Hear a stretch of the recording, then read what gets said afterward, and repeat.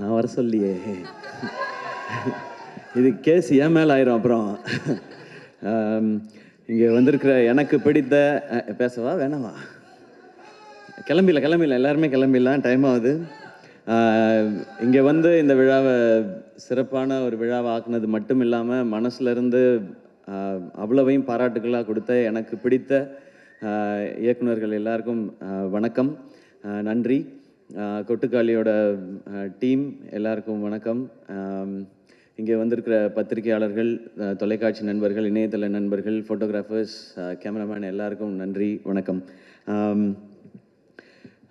இது முதல்ல நான் கூழாங்கல் படம் பார்த்தேன். எனக்கு அருண் விஸ்வா கூப்பிட்டு போய் நம்மளோட ஃப்ரெண்ட் ஒருத்தர் நீங்கள் அந்த படம் பாருங்கள் அப்படின்னு சொன்னார்.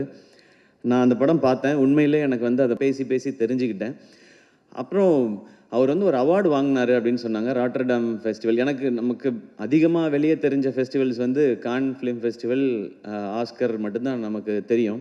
இது ராட்டர்டாம் ஃபிலிம் ஃபெஸ்டிவல்னு சொன்னாங்க. அதில் அவர் அவார்டு வாங்கியிருக்காரு அப்படின்னாங்க. ஓ அப்படியா, ஓகே அப்படின்னு சொன்னேன். நமக்கு தெரில.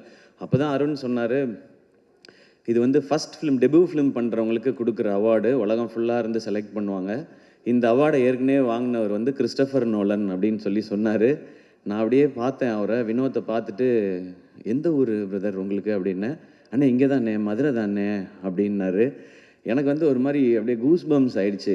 மதுரையிலேருந்து போய் ஒரு இன்டர்நேஷ்னல் ஃபிலிம் எடுத்து கிறிஸ்டோஃபர் நோலன் வாங்கின அவார்டை ஒருத்தன் நம்ம ஊரில் வாங்கியிருக்கான், ஏன் இது வெளியே தெரியவே இல்லை அப்படின்னு நான் அருண்கிட்ட கேட்டேன். இல்லை தெரியலங்க, அந்த படம் எப்போ தான் ரிலீஸு, அதை ரிலீஸ் பண்ணி இதை ஒரு மொமெண்ட் ஆக்கலாமே என்போது, அது என்ன காரணங்கள் எனக்கு தெரியல, அதுக்குள்ளே நான் போக விரும்பல, அது கரெக்டாக நடக்கலைன்னும் போது அப்போ நான் அருண்கிட்ட சொன்னேன், அவரோட அடுத்த படம் நான் ப்ரொடியூஸ் பண்ணுறேன், அவர் என்ன கதை வச்சுருக்காருலாம் தெரியல, என்னவாக இருந்தாலும் நான் பண்ணுறேன், கதைக்காக நான் பண்ணுறதுன்ற தாண்டி இப்படி ஒருத்தனை செலிப்ரேட் பண்ணுறதுக்காக நான் இந்த படம் பண்ணுறேன்னு. இந்த படம் ஆரம்பிக்கப்பட்டதுக்கான ஒரே காரணம் வினோத் ராஜ் அப்படிங்கிற ஒருத்தரை செலிப்ரேட் பண்ணுறதுக்காக மட்டும்தான்.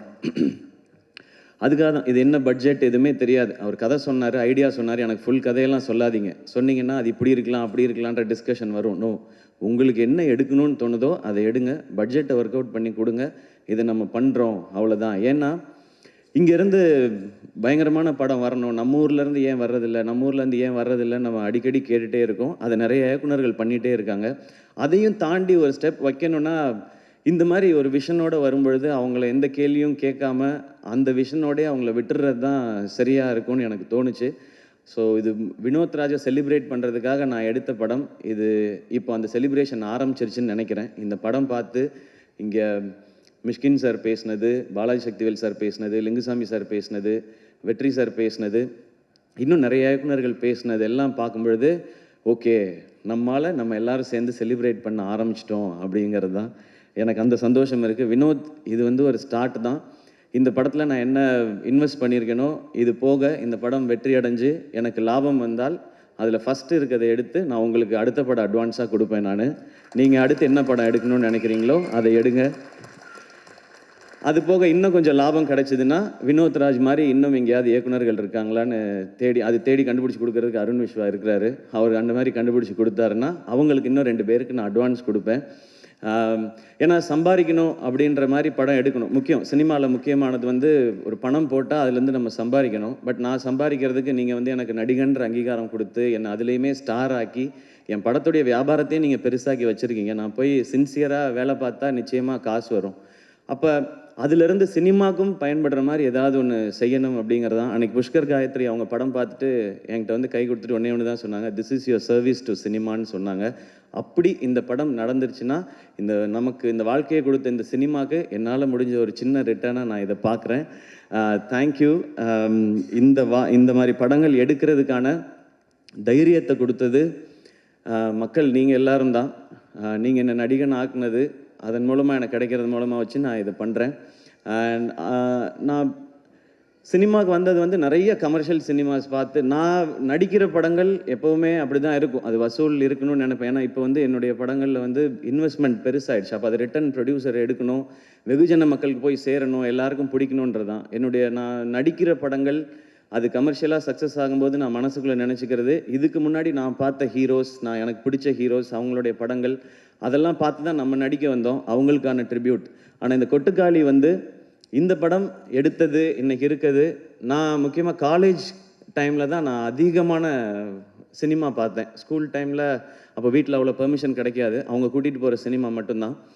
காலேஜ் டைமில் நான் பார்த்த காலகட்டத்தில் தான் நான் வந்து பார்த்தது வந்து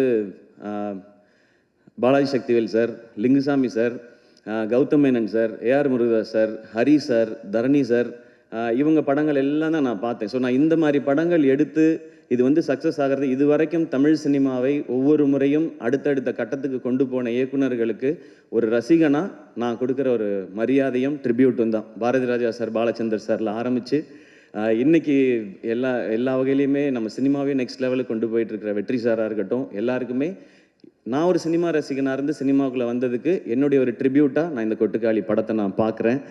தேங்க்யூ. நீங்கள் எல்லோரும் இன்ஸ்பயர் பண்ணியிருக்கீங்க அடுத்தடுத்த ஜென்ரேஷன்ஸை. ஸோ நாங்கள் அடுத்த ஜென்ரேஷன் எல்லோரும் சேர்ந்து இதை முயற்சி பண்ணியிருக்கிறோம். வினோத் எனக்கு ரொம்ப பிடிச்சது வந்து இந்த படத்தில் வந்து மியூசிக் டைரக்டர் கிடையாதுன்னு சொன்னார். எனக்கு ஒரு செகண்ட் எப்படி அது அப்படின்னு யோசிச்சேன் நான். இல்லை, அவர் என்ன சொன்னார்னா, மியூசிக் எதுவுமே இல்லாமல் இதுதான் இந்த கதை, இந்த கேரக்டர்ஸ் இதுதான் பயணிக்குதுன்னு எனக்கு சொல்லணும். ஆடியன்ஸ் அவங்களோட ட்ராவல் பண்ணி அவங்க என்ன உணர்கிறாங்களோ அதை, கேரக்டர்ஸ் என்ன உணர்கிறாங்களோ அதை ஆடியன்ஸ் உணரணுன்றது தான் என்னுடைய முயற்சினை, அதை தான் பண்ண போகிறேன்னு சொன்னார். ஸோ இந்த படம் அப்படி தான் இருக்கும். அந்த ஒரு மைண்ட் செட்டோட மட்டும் வாங்க, இது நிச்சயமாக ஒரு புது அனுபவத்தை உங்களுக்கு கொடுக்கும் அப்படின்ற நம்பிக்கை எங்களுக்கு இருக்குது. இந்த மாதிரி படம் இனி ஃப்யூச்சரில் நிறையா வரும்ன்ற நம்பிக்கையும் இருக்குது. இன்றைக்கி தமிழ் சினிமா, நம்மளுடைய மீடியாவும் சரி, ரசிகர்களும் சரி, புது அட்டம்ப்ட் இல்லை ரொம்ப சின்சியராகவோ இல்லை ரொம்ப ஜெனுவினாவோ ஏதோ ஒன்று இருந்தால் அதை நீங்கள் எப்போவுமே சப்போர்ட் பண்ணியிருக்கீங்க. இந்த படம் தேட்டரில் ஓடி உங்களுக்கெல்லாம் பிடிச்சி என்ன வசூல் பண்ணாலும் சந்தோஷம்தான். ஏன் அப்படின்னா, இந்த படம் பார்க்குறதுக்கு எத்தனை பேர் தேட்டருக்குள்ளே வராங்களோ அவங்களுக்கு ஒரு புது அனுபவத்தை இந்த டீம் வந்து நாங்கள் கொடுக்கணும்னு நினைக்கிறோம். இனி இந்த மாதிரியான படங்கள் பார்க்குறவங்களுக்கு இது ஒரு ஃபஸ்ட்டு ஸ்டெப்பாக இருக்கும் அப்படிங்கிறது எங்களுடைய நம்பிக்கை. நான் பெரிய சினிமாவே மாற்ற போகிற ஆட்கள்லாம் கிடையாது. ஆனால் சினிமாவே மாற்ற போகிறதுக்கான அந்த ஆள் வந்து வினோத்ராஜ்னு நான் நம்புகிறேன். அவரால் அது முடியும்னு நம்புகிறேன். அதுக்கு நாங்கள்லாம் இப்படி சும்மா சப்போர்ட்டாக இருப்போம். அண்ட் அனபென், உங்களோட ஹெலன் பார்த்துருக்கேன், கப்பெல்லா இதெல்லாம் பார்த்துருக்கோம். உங்களோட பெர்ஃபார்மன்ஸ் எப்படின்றது தெரியும். இதில் அதை தாண்டி வேற ஒரு பெர்ஃபார்மன்ஸ் நீங்கள் கொடுக்க வேண்டி இருந்தது. அதை ரொம்ப எக்ஸ்ட்ராடினரியாக கொடுத்துருக்காங்க. அவங்க பேர் சொல்லும்போது எனக்கு எக்ஸைட்டிங்காக இருந்தது. இந்த மாதிரி கதைக்கு இவங்கள மாதிரி ஒருத்தர் தான் கரெக்டுன்னு. Thank you for your support and amazing performance.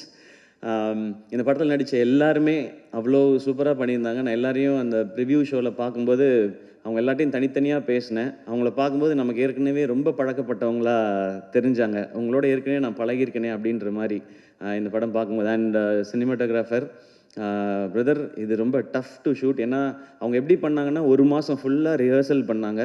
அதுக்கப்புறம் தான் படம் ஷூட்டிங் பண்ணாங்க. ஸோ எங்கே ஷூட்டிங் நடக்குதோ அங்கேயே ரிஹர்சலும் பண்ணி அப்படி தான் ஷூட் பண்ணாங்க. அண்ட் சிங்க் சவுண்டு அங்கேயே பேசி, இது நாங்கள் சில இதெல்லாம் நிறையா, நானும் சூரியனுமே நிறையா பண்ணியிருக்கோம். டப்பிங்கில் கரெக்ட் பண்ணுறது அப்படின்னு சொல்லி, இங்கே விட்டோம்ப்பா டப்பிங்கில் பார்த்துக்கலாம்ப்பா அப்படின்னு இப்போ நிறையா அப்படி தான் போகுது. பட் அப்படி பண்ண முடியாது இந்த படம். ஸோ ரொம்ப மெட்டிகுலஸாக வேலை பார்க்கணும். ஒரு ஃபஸ்ட்டு ஷாட் ஒன்று இருக்குது படத்தோட ஆரம்பத்தில். அதை எடுத்தது எப்படின்றத நம்ம ஃபஸ்ட்டு தோணலை. அதுக்கப்புறம் நான் கேட்டேன். ஏன்னா ஒரு பெரிய இடத்த கிராஸ் பண்ணி நடந்து போகணும். அப்போ அவங்க சொல்லுவாங்க, ஒரு வீட்டில் யாராவது பாட்டு போட்டு விட்ருவாங்க, இல்லை யாராவது கதவை திறந்து வந்து வெளியே நின்று பழு விளக்கிட்டு இருப்பாங்க அப்படின்னு. சார் உள்ளே போங்க சார், உள்ளே போங்க சார், அந்த டைமுக்குள்ளே ஷூட் பண்ணுன்னு சொல்லி ஒரு வில்லேஜையே ஒட்டுமொத்தமாக கண்ட்ரோல் எடுத்து வினோத் வந்து அந்த மாதிரி ஷூட் பண்ணியிருக்காங்க. ஸோ சவுண்ட் டிசைனர்ஸ் எல்லாருக்கும், அழகி குத்தன், ராகவ் பிரதர், சுரேன், அவங்க தான் இந்த மியூசிக் டைரக்டர் இல்லை அப்படின்றத தாண்டி, ஆனால் இந்த படத்துக்கு தேவையான மொத்தத்தையும் அந்த லைஃப்பை வந்து க்ரியேட் பண்ண வேண்டியது அவங்க கையில் தான் இருந்துச்சு. அவங்களுக்கும் என்னுடைய தேங்க்ஸ் அண்ட் வாழ்த்துக்கள். அண்ட் கணேஷ் சிவா எடிட்டர், அவர் என் ஃப்ரெண்ட் நவநீதனோட தம்பி அவர். ஸோ இன்னும் கொஞ்சம் பர்சனல் தான் அவரோட ஒர்க் சூப்பராக இருந்தது. ட்ரெய்லர் ரொம்ப ரொம்ப நல்லா இருந்தது. அகெயின் மியூசிக்கே இல்லாமல், நிறையா டைலாக்ஸும் இல்லாமல் ஒரு ட்ரெய்லரை கட் பண்ணணும் அப்படின்னும்போது அதுவும் இன்னும் சேலஞ்ச். படம் பண்ணுறதை விட சேலஞ்ச். படத்தையாவது செட் பண்ணலாம், மூடை இப்படி ஆரம்பிக்கும். ட்ரெய்லர் அப்படி பண்ண முடியாது, டைம் எடுத்துக்க முடியாது. அதுக்குள்ளே ஒரு ஃபென்டாஸ்டிக் ட்ரெய்லர் கொடுத்துருக்காங்க. அண்ட் அசிஸ்டன்ட் டைரக்டர்ஸ் எல்லாருக்கும் என்னுடைய வாழ்த்துக்கள். ஃபைனலாக சூரியனை வந்து ஒரு காமெடியன் டு ஹீரோ அப்படின்றதெல்லாம் தாண்டி எப்போவுமே அவர் எனக்கு தெரிஞ்ச வகையில் அவர் ஒரு சூப்பர்வான ஆக்டர். அவரால் ஏன் இந்த மாதிரி கதைகளை வந்து ரொம்ப சிறப்பாக பண்ண முடியுதுன்னா, அவருடைய லைஃப் எக்ஸ்பீரியன்ஸ் அந்த மாதிரி. அவர் வந்து மேபி என்ன மாதிரிலாம் காலேஜில் போய் டயத்தை வேஸ்ட் பண்ணாமல் வாழ்க்கைக்கு எது தேவையோ அதை வாழ்க்கைக்குள்ளேருந்தே எடுத்துக்கிட்டு வந்துட்டாருன்னு நினைக்கிறேன். அவருக்கு அவ்வளோ லைஃப் இருக்குது. அவரை நீங்கள் பார்க்கும்போது ரொம்ப காமெடியான ஒருத்தராக தான் எல்லாருக்குமே தெரியும், ரொம்ப இன்னசென்ட்டுன்னு தான் தெரியும். பார்க்க தான் மாணிக்கம், ஆனால் அவர் அப்படி கிடையாது. ஊரில் அவர் பயங்கரமான ஒரு ஆள். அவருடைய கதைகள் கேட்டால் அதுக்குள்ளே எல்லாமே இருக்குது. அவர் வாழ்ந்த வாழ்க்கைக்குள்ளே அவ்வளோ இருக்குது.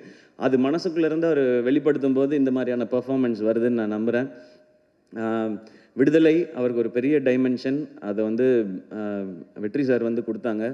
அப்போ அந்த விடுதலை நடந்துட்டு இருக்கும்போதே இந்த கொட்டுக்காளி அந்த படம் பண்ணாங்க. நான் கொட்டுக்காளி ரஷஸ் பார்த்துட்டு சொன்னேன், அண்ணா விடுதலை படத்தில் வெற்றி சார் வந்து உங்களை பயங்கரமாக ஒர்க் வாங்கியிருப்பாங்கண்ணே. அவங்க வந்து யாரனாலுமே பயங்கரமாக நடிக்க வச்சுருவாங்க. பட் எனக்கு என்னமோ தோணுது, கொட்டுக்காளி படம் அதை விட 1 மார்க் எக்ஸ்ட்ரா வாங்கிடும்னு நினைக்கிறேண்ணே உங்களோட ஆக்டரா அப்படின்னு சொல்லி. எனக்கு அதுதான் ஃபஸ்ட்டு ரஷஸ். அப்போ நான் விடுதலை பார்க்கல. நான் விடுதலை பார்க்காமலே எனக்கு தோணுனது அதுதான். ஏன் அப்படின்னா, மேபி அது இன்னும் நெருக்கமாக அவரை நமக்கு காட்டினதுனால. அண்ட் இதில் ஒரு சின்ன ஒரு ஷேடு இருக்குது. அது இது வரைக்கும் நம்ம சூரியன்கிட்ட பார்க்காத ஷேடு. அதனால எனக்கு அது தோணிகிட்டே இருந்துச்சு. அண்ட் கருடன், அது வந்து கருடன் இந்த பிளானில் இருக்குன்னே எனக்கு தெரியாது. வந்து ஒரு பெரிய கமர்ஷியல் சக்ஸஸ் கொடுத்தேன். இந்த வருஷம் சக்ஸஸ்ஃபுல்லாக ஓடின படங்களில் முக்கியமான இடத்துல கருடன் இருக்குது. ஒரு 3-4 ஃபிலிம்ஸ் தான் இருக்குதுன்னு நினைக்கிறேன், ஒரு ப்ராப்பர் பிளாக் பஸ்டர் ஃபிலிம்னு. அதில் கருடன் இருக்குது. ஸோ கமர்ஷியல் சக்ஸஸும் கொடுத்துட்டாரு. நான் கம்பேர் பண்ணுறேன்னு நினைக்க வேணாம். எனக்கு வந்து நான் காலேஜ் படிக்கும்போது ஞாபகம் இருக்குது, விக்ரம் சாருக்கு வந்து சாமி தூள், சாமி, பிதாமகன் ஒரே வருஷத்தில் வந்துச்சு. சார் விக்ரம் சார், நான் கம்பேர் பண்ணி சொல்ல சார், அந்த இயர் உங்களுக்கு எப்படி ஸ்பெஷலாக இருந்ததோ அந்த மாதிரி ஒரு ஸ்பெஷல் இயர் சூரியனனுக்கு இந்த வருஷம். விடுதலை, கருடன் அண்ட் இந்த கொட்டுக்காளி. இதில் சூரியனனுக்கு நேஷ்னல் அவார்டு கிடச்சிச்சின்னா என்னை விட அதிகமாக சந்தோஷப்படுறவங்க யாரும் இருக்க மாட்டாங்க. நான் கிடைக்கும்னு நம்புகிறேன். அப்படி இந்த படத்தில் ஏதாவது லைட்டாக முன்ன பின்ன ஆனாலும் வெற்றி சார் இருக்கார், அவர் வாங்கி கொடுத்துருவாருன்ற நம்பிக்கை எனக்கு இருக்குது. ஸோ அது கிடைக்கணும்.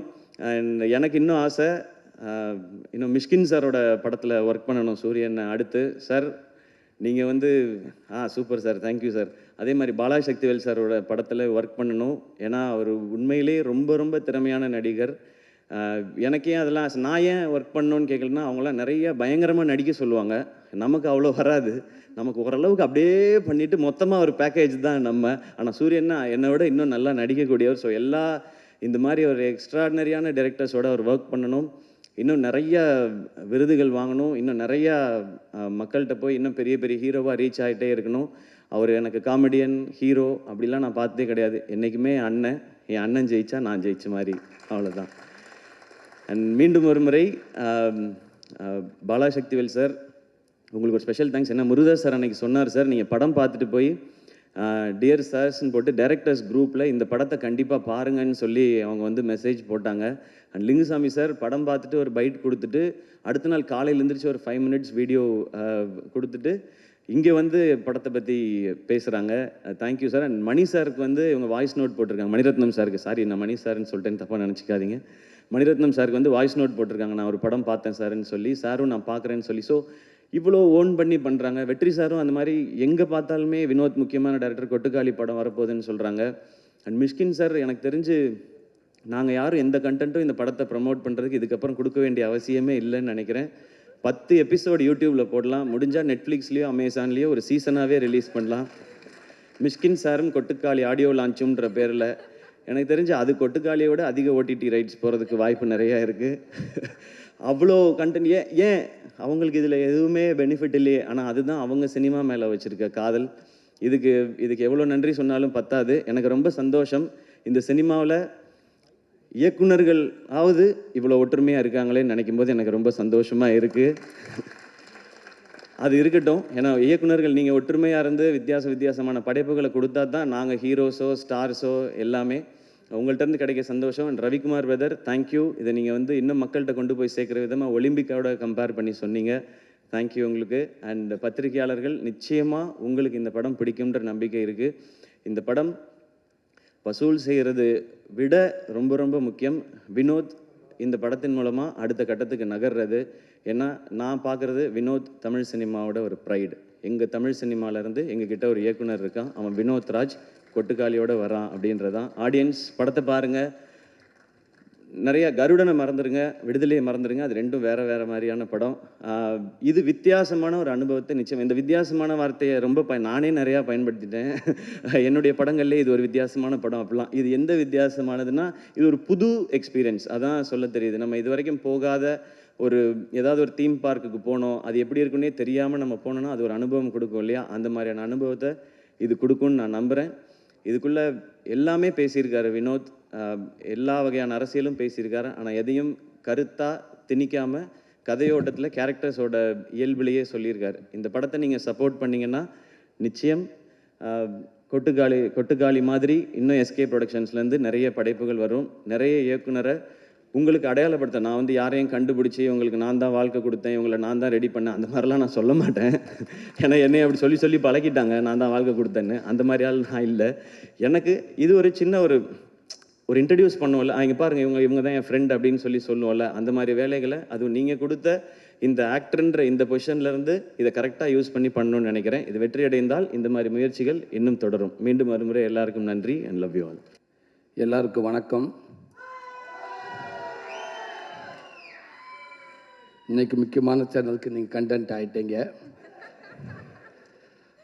ஆமாம், ஒரு சில பேர் ஃபங்க்ஷனை பார்க்குறாங்களோ இல்லையோ, என்னோடய ஃபேன்ஸ் எங்கேருந்து வர்றாங்க, எங்கே வர்றாங்க, எத்தனை பேர் வர்றாங்க, இதைத்தான் நிறையா சேனல் நிறையா நோட் பண்ணுறாங்க. முக்கியமான செய்தியில் அன்றைக்கி வந்துக்கிட்டே இருக்குது, அதெல்லாம் விட்டு இதைத்தான் நோட் பண்ணுறாங்க. தம்பிகள் அவங்கள அப்படி தான் சொல்லிக்கிட்டு இருக்கின்றே இருங்கடா. தேங்க்யூ தம்பிகளே, அன்பு தம்பிகளா. என்னோடய ஃபேன்ஸுன்னு சொல்லிட்டு எனக்கு 4 பேர் இருக்கப்போ எங்கேருந்து எல்லாருமே சென்னையிலேருந்து வந்துட முடியாது. 4 ஊர்லேருந்து வர முடியும். 4 ஊர்லேருந்து வரவும் பாத யாத்திரை வர முடியாது. அவன் பஸ்ஸுலேயோ பைக்லேயோ கார்லேயோ வரதான் முடியும். பஸ்ஸுலேருந்துலாம் வர்றாங்களா சூரிக்கு ஃபேன்ஸ் அப்படின்றாங்க. இப்போ நான் மதுரையிலேருந்து வரேன், பஸ்ஸில் வராமல் எதில் வருவேன்? அதனால் உங்களுடைய சப்போர்ட் இருக்கிற வரைக்கும் இன்னும் என்னோடய ரசிகர்கள் அதிகமாகிட்டே இருப்பாங்கன்னு நினைக்கிறேன். லவ் யூ தம்பிகளா, தேங்க்யூ. இப்படி ஒரு படத்துக்குள்ளே நான் இருக்கிறேன். எவ்வளவோ மேடைகள் எவ்வளவோ படத்தில் நடிச்சிருக்கோம். முடிஞ்ச அளவுக்கு அதுக்கான பாராட்டுகள் எல்லாமே நான் வாங்கியிருக்கேன், நான் நின்றிருக்கேன். ஆனால் இந்த படத்துக்கான பாராட்டுகள், இந்த படத்துக்கான மரியாதைகள், இந்த படத்தை பற்றி இங்கே தலை சிறந்த இயக்குநர்களை பேசுகிறப்ப உண்மைக்கு அவ்வளோ பெருமையாக இருக்குது, அவ்வளோ சந்தோஷமாக இருக்குது. ஒவ்வொரு டைமும் இந்த படத்தை பற்றி பேசுகிறப்ப, இந்த சூரியன் சொல்கிறப்ப இது உண்மைக்கே நான் தானே அங்கே உட்காந்துருக்கப்ப எனக்கே சிலுக்குது. இது எங்கேருந்து எவ்வளோ கற்றுக்கிட்டுன்னு எனக்கு தெரியலை, எவ்வளோ என்னை கூட்டிகிட்டு வந்தாங்கன்னு தெரியலை. ஆனால் ஒன்று மட்டும் தெரியுது, என் ஆத்தாப்பை செஞ்ச புண்ணியம், இவ்வளோ பெரிய இயக்குநர்கள், இவ்வளோ பெரிய ரசிகர்கள், தயாரிப்பாளர்கள் என்னை கையப்பிடிச்சு கூட்டாந்து இன்றைக்கி என் அன்பு தம்பி தயாரிக்கிற இந்த கொட்டுக்கால் வரைக்கும் என்னை கூட்டியாந்து விட்டுருக்காங்க. அதுக்கு நான் ரொம்ப நான் நன்றி கடமைப்பட்டிருக்கேன். இந்த படத்துக்குள்ளே வர காரணமாக இருந்த ராமண்ணே, அருண் விஸ்வா, உங்களுக்கு நான் பெரிய நன்றி சொல்லிக்கிறேன். கூழாங்கல் படத்துக்கு அளவு கடந்த ஒரு ரசிகனாக நான் இருந்தேன். ஆனால் அப்பேற்பட்ட இயக்குனர் படத்துக்குள்ளே திருப்பி இன்னொரு நடிகனாக கொண்டு வந்ததுக்கு அந்த இறைவனுக்கு நான் ரொம்ப நன்றி சொல்லிக்கிறேன். இந்த படத்தை அத்தனை பேரும் தலை சிறந்த இயக்குநர்கள் எல்லாமே அந்த தியேட்டரில் போட்டு காட்டுறப்ப அவ்வளோ பதட்டத்திலே இருந்து, எப்படி சமீபத்தில் அமெரிக்காவுக்கு போகிறப்ப அந்த வீசாவுக்கு போகிறப்ப ஒரு வாரமாக நான் தூங்கலை. கொண்டுட்டாங்க என்னைய, விட்டுருங்க நான் அந்த நாட்டுக்கே போகலான்ட்டு. ஒருத்தன் ஃபோன் பண்ணுறேன், அங்கே பாரு இந்த கேள்வி கேட்பாங்க, இதுக்கு மட்டும் ஆம்னு சொல்லணும், இதுக்கு இல்லைன்னு சொல்லணும், மற்ற எதுவும் கேட்கவே மாட்டாங்க. திருப்பி இன்னொருக்கு ஒருத்தர் ஃபோன் பண்ணார், அதெல்லாம் இல்லை, இந்த கேள்வி கேட்பாங்க, இதுக்கு நீ எஸ்ன்னு சொல்லணும், இதுக்கு நீங்கள் நோன்னு சொல்லணும், வேறு எதுவும் செய்யக்கூடாது அப்படின்னு சொன்னாங்க. ஃபங்க்ஷனுக்கு அப்புறம் எங்கன்னு கேட்டால் ஆமான்ட்டு, வருமா சம்பளம் உங்கள் பேமெண்ட்டுக்கு கேட்டால் இல்லைன்னு சொல்லணும். இப்படி நிறைய விஷயம் சொல்லியிருக்கோம், மறந்துடுவேன். அவங்க சொல்லிக் கொடுத்த 1/2 மணி நேரத்தில் இன்னொருத்தனை மாற்றி விட்டு போயிடுவேன். இவன் சொன்ன மறந்துடுவேன். இந்த 5 நாள் 4 நாள் ஆச்சு, 3 நாள் ஆச்சு, 2 நாள் ஆச்சு, 1 நாள் ஆச்சு. அன்றைக்கி நைட்டு ஃபுல்லாக தூங்கலை. காலையில் எந்திரிச்சு காலை ஏறி உட்காந்து பதட்டத்தோட உச்சமாகவே இருந்து அதே அந்த ஒரு வாரம் பேசின 10 பேர் இங்கேருந்து ஒரு 1/2 மணி நேரத்துக்குள்ளே பேசுகிறாங்க, மாற்றி தலைவா விட்டுருங்க தலைவா, டோட்டலாக மறந்துருச்சு, நானாக போய் நின்றுவேன் தலைவா, என்னை தேவை கேட்கட்டுன்னு சொல்லியிருக்கல. அங்கே ஒரு கண்ணாடி இருக்கும், கூட்டி போவாங்க, 3 அடிக்கு தள்ளி நிற்கணும், அந்த பக்கம் ஃபைனல்ஸ் இருப்பாங்க, நீங்கள் எங்கே போகிறீங்க, எதுக்காக போகிறீங்க, ஃபெட்னாவை எல்லாம் கேட்பாங்க. சொல்லி பதட்டத்தை உச்சமாக போச்சு. அங்கே போய் அப்படியே நின்று என்ன பேசணும்னு தெரியலை. எனக்கு முன்னாடி ஒரு நல்ல பயங்கரமாக பிரில்லியண்ட்டான ஒரு அம்மா போய் நின்றுச்சு. அவங்க கேட்குற கேள்விக்கு அது பயங்கரமாக ஒரு மாதிரி பதட்டமாகிடுச்சு. நான் அப்பயே முடிவு பண்ணிட்டு, இந்த அம்மாவே போல் பதறுது, நம்ம ஒரு செகண்ட் லெவலில் தூக்கிப்பட்டு போயிடுவாங்க நம்ம பையில் அப்படின்னு நினச்சேன். 4 வார்த்தை கேட்டாங்க. அவங்க சொன்ன மாதிரி கரெக்டாக ஆமான்ட்டேன். ஆமாம் எஸ் எஸ் எஸ் ஃபங்க்ஷனுக்கா yes, payment no no no no yes okay thank you அப்படின்ட்டாங்க. கடவுளே அப்படின்னு அந்த பதட்டம் மாதிரி எனக்கு இத்தனை இயக்குனர் அன்றைக்கி படம் பார்க்குறப்ப அவ்வளோ பதட்டமாக இருந்துச்சு. இவங்கெல்லாம் படம் பார்த்துட்டு என்ன சொல்ல போகிறாங்களே அப்படின்னு நினச்சேன். அத்தனை பேரும் அன்றைக்கி அவ்வளோ சொன்னாங்க. பிசி ஸ்ரீராம் சார்லேருந்து அவ்வளோ பேர் அவ்வளோ சொன்னாங்க. இன்றைக்கி தலை சிறந்த இயக்குநர்கள் சினிமாவை அன்றைக்கி சரி இன்றைக்கும் சரி எடுத்து பார்த்தா முக்கியமான இயக்குநர்கள் இருக்கிற அத்தனை பேரும் இங்கே இருக்காங்க. அவங்களுடைய மிகப்பெரிய ஆசிரியர்கள், ரைட்டர்கள், நல்ல பார்வையாளர்கள், நல்ல படைப்பாளிகள். அவங்க படம் பார்த்துட்டு இந்த படத்தை இவளுக்கு சொல்கிறப்ப தெரியல, இதை விட எனக்கு வேறு என்ன வேணும்னு தெரியலை. கண்டிப்பாக எனக்குன்ற தாண்டி இந்த மக்கள் நீங்கள் கொண்டு போய் கண்டிப்பாக அவங்க சொல்ல எல்லாமே உண்மை. ஏன்டா ஒவ்வொரு ஆடியோ ஃபங்க்ஷனுக்கு வர்றப்ப அந்த படத்தை பார்த்துருக்க மாட்டாங்க. ஆனால் ஓரளவுக்கு அந்த இயக்குனர் படைப்பை வச்சு சொல்லுவோம். ஆனால் இந்த படத்தை இன்றைக்கி பேசினவங்க அத்தனை பேருமே இந்த படத்தை பார்த்துட்டாங்க. பார்த்துட்டு அவ்வளோ சொல்கிறாங்க. அதனால் நான் இந்த படத்தை கொண்டு நல்ல விதமாக சேர்த்து நம்புகிறேன். கண்டிப்பாக இந்த படம் எல்லாத்துக்கும் பிடிக்கும். மிஸ்கின் அண்ணன் சொன்ன மாதிரி இன்றைக்கி ஃபுல்லாக ட்ரெண்டிங் அதான் நினைக்கிறேன். அண்ணன் அவ்வளோ விஷயங்களும் சொன்னார். அது சொன்னது அத்தனையுமே உண்மை. அவர் இதை விட இன்னும் அதிகமாக அந்த படத்தை அன்றைக்கி பேசினாங்க. ரொம்ப ரொம்ப சந்தோஷனே தம்பி வினோத், ரொம்ப நன்றிங்க தம்பி. ஆமாம், தேனி பக்கம் பொள்ளாச்சி மதுரை இப்படி போயிட்டு இருந்த என்ன கொண்டு போய் இப்படி நாடு கடந்து பூரா அப்படி பெர்லின் எங்கெங்கேயோ கூட்டி போனீங்க தம்பி. எல்லா நாட்டும் கூட்டி போயிட்டே இருக்கீங்க. இன்னும் நாளெல்லாம் இந்த நாடப்பெல்லாம் இந்த ஒரு படத்தை வச்சு நீங்கள் சுற்றிடுவீங்கன்னு நினைக்கிறேன். பெர்லினில் போய் அவ்வளோ சந்தோஷமாக இருக்கப்போ எங்கள் அம்மா ஃபோன் பண்ணாங்க. எங்கடா இருக்குன்னு கேட்டாங்க. அம்மா பெர்லினில் இருக்குமாண்டி. அது யார் அப்படின்னாங்க. இல்லைம்மா பெர்லின்மா நாடுமா, அது வெளிநாட்டில் இருக்குமா, இங்கே இருக்குமா, இந்த அவார்டுக்காக வந்திருக்குமா. சரி பார்த்துருப்பு பஸ் வரப்போ பார்த்து குறுக்க முறுக்க போகாத, கவனமாயிரு அப்படின்ட்டுச்சு. என்ன வேணுமான்னு கேட்டேன். கோடாலி தையில் இருந்தால் வாங்கிட்டு வாடா, முட்டி வலிக்குதுடா அம்மாவுக்குட்டுச்சு. அவ்வளவுதான். அந்த தாய்க்கு அதுதான் தெரியும், அதுக்கு வேறு எதுவுமே தெரியாது. கேட்டோம்னா ஒரு தையில் எங்கேயும் என்கிட்ட வாங்கிட்டு வாங்கடான்ட்டு, இல்லாட்டா டார்ச் லைட் வாங்கிட்டு வாங்கடா, நைட்டில் கரண்ட் போச்சுன்னா வீட்டில் அடித்து பார்க்க முடியலை. இது தான் கேட்கும். இன்றைக்கி அவ்வளோ பெருமை இருக்குது. தேங்க்யூ தம்பி. இப்படி படத்தை கொடுத்த என் அன்பு தம்பி சிவகார்த்திகேயன், உங்கள் கூட வந்து தோத்தா தெரு, கோடி, இன்னும் பல படங்களும் உங்கள் கூட நடிச்சிருக்கேன். எனக்கு குழந்தைகள்லேருந்து நிறையா ரசிகர்கள் இருக்காண்ட கண்டிப்பாக நான் அடுத்து சொல்லுவேன். அதில் ஒரு 80% நான் உங்கள்கிட்ட எடுத்திருக்கேன்னு சொல்லலாம். அதான் உண்மை. உங்களுக்கு வந்து அந்த ரசிகர்கள் தான் எனக்கு அவ்வளோ பேர் எனக்கு இருக்காங்க. என் அன்பு தம்பி, அதுவும் நீங்கள் எடுத்த படத்துக்குள்ளே நானே கதை நாயனாருக்கு நினைக்கப்போ ரொம்ப பெருமையாக இருக்குது. தேங்க்யூ தம்பி. லவ் யூ தம்பி. மிஸ்கின் அண்ணன் சொன்ன மாதிரி இந்த மாதிரி நீங்கள் நினச்சதே பெருமை தம்பி. தேங்க்யூ அண்ணா பேனா. ரொம்ப சந்தோஷம். உங்களுக்கும் தலை சிறந்த ஒரு அற்புதமான நடிகை. ஆனால் என்ன நீங்கள் நடிக்கிற பார்க்கவே முடியலை. ஏன்னா அப்படியே இயல்பாகவே இருக்கீங்க நீங்கள் ஃபுல்லாக. அதே தான், ஒரு டைலாக் கூட பேசாமல். நான் வினோத்திட்ட தான் கேட்டேன். நான் டைலாக் பேசணும் ஓகே, அப்பப்போ கூப்பிட்டு கேட்குறேன். அவங்களே உங்களை கூப்பிட்டு ஓயாமல் கழிட்டே இருக்காங்கன்னு. இல்லை நான் இந்த இடத்துல இந்த மூடுக்கு நான் எப்படி இருக்கணும், இந்த இடத்துல நான் என்ன ரியாக்ட் பண்ணணும். அவர் அங்கேருந்து நடந்து வர்றப்ப என்னுடைய கவனம் நான் அங்கே இருக்கணும். ஆனால் என் கவனம் அவன் மேலே இருக்கணுமா, இல்லை எங்கள் அம்மா மேலே இப்படி ஒரு விஷயத்தை அவங்க கேட்குறாங்கன்னு சொன்னாங்க. உண்மைக்கு சூப்பர். அது அவ்வளோ இடத்துல நீங்கள் இருக்கீங்கன்னு நினைக்கிறேன். ரொம்ப சந்தோஷம். இந்த படத்தில் ஒர்க் பண்ண அத்தனை பேருக்கும், அத்தனை பேர் மதுரை நடிகர்கள் அவ்வளோ பேருக்கும் என்னோட மனமார்ந்த நன்றியை தெரிவிச்சுக்கணும். இப்படி நல்ல வாய்ப்பு கொடுத்தது என் அன்பு தம்பிக்கு ரொம்ப ரொம்ப நன்றி. தேங்க்யூ தம்பி. தேங்க்யூ தம்பி. எல்லாருக்கும் வணக்கம். சத்யம் சினிமாஸில் இந்த மாதிரி விழாவுக்கு போகிறேன்னு சொன்னேன். ரைட்ரு காலையில் வந்து கேட்கும்போது ஆடியோவில் அஞ்சான்னு கேட்டார். எனக்கு சிரிப்பு வந்துச்சு. ஏன்னா இந்த படத்தில் மியூசிக் டைரக்டரே இல்லை. எப்பயுமே இங்கே வந்தால் ஆடியோ லான்ச்சுக்கு தான் வருவோம்னு நினச்சிட்டு கேட்டாங்க. இல்லை ட்ரெய்லர் லான்ச்சு அப்படி சொல்லி சொன்னேன். சமீபத்தில் இந்த படம் பார்த்தோம். அதாவது ஒரு 5 பேர் வந்து நாங்கள் அசிஸ்டன்ஸு, சரண் சார், ஒரு 5-6 பேர் வந்தோம். படம் பார்த்துட்டு ஆஃபீஸ் போனதுக்கு பிறகு அடுத்த நாள் ஒவ்வொருத்தரும் உள்ளே வரும்போதும் நான் தூங்கவே இல்லை சார். நானும் தூங்கவே இல்லையா. ஒவ்வொருத்தரும் அதே தான் சொல்கிறாங்க. போஸ் வந்தார். அவனா படம் நல்லா இருக்கா, என்ன மாதிரி படம், என்ன மாதிரி படம்னா அதுக்கு உதாரணம் சொல்கிறதுக்கு காதல் மாதிரி இருக்குமா, வழக்கெண்ணா, இல்லை வேறு சேதா, பைசைக்கிள் தீவ்ஸா, உலகம் மொத்தமாக இருக்கிற என்னென்னமோ நல்ல படம்லாம் உதாரணம் கேட்டாலும் எந்த படத்தையும் சொல்ல முடியல.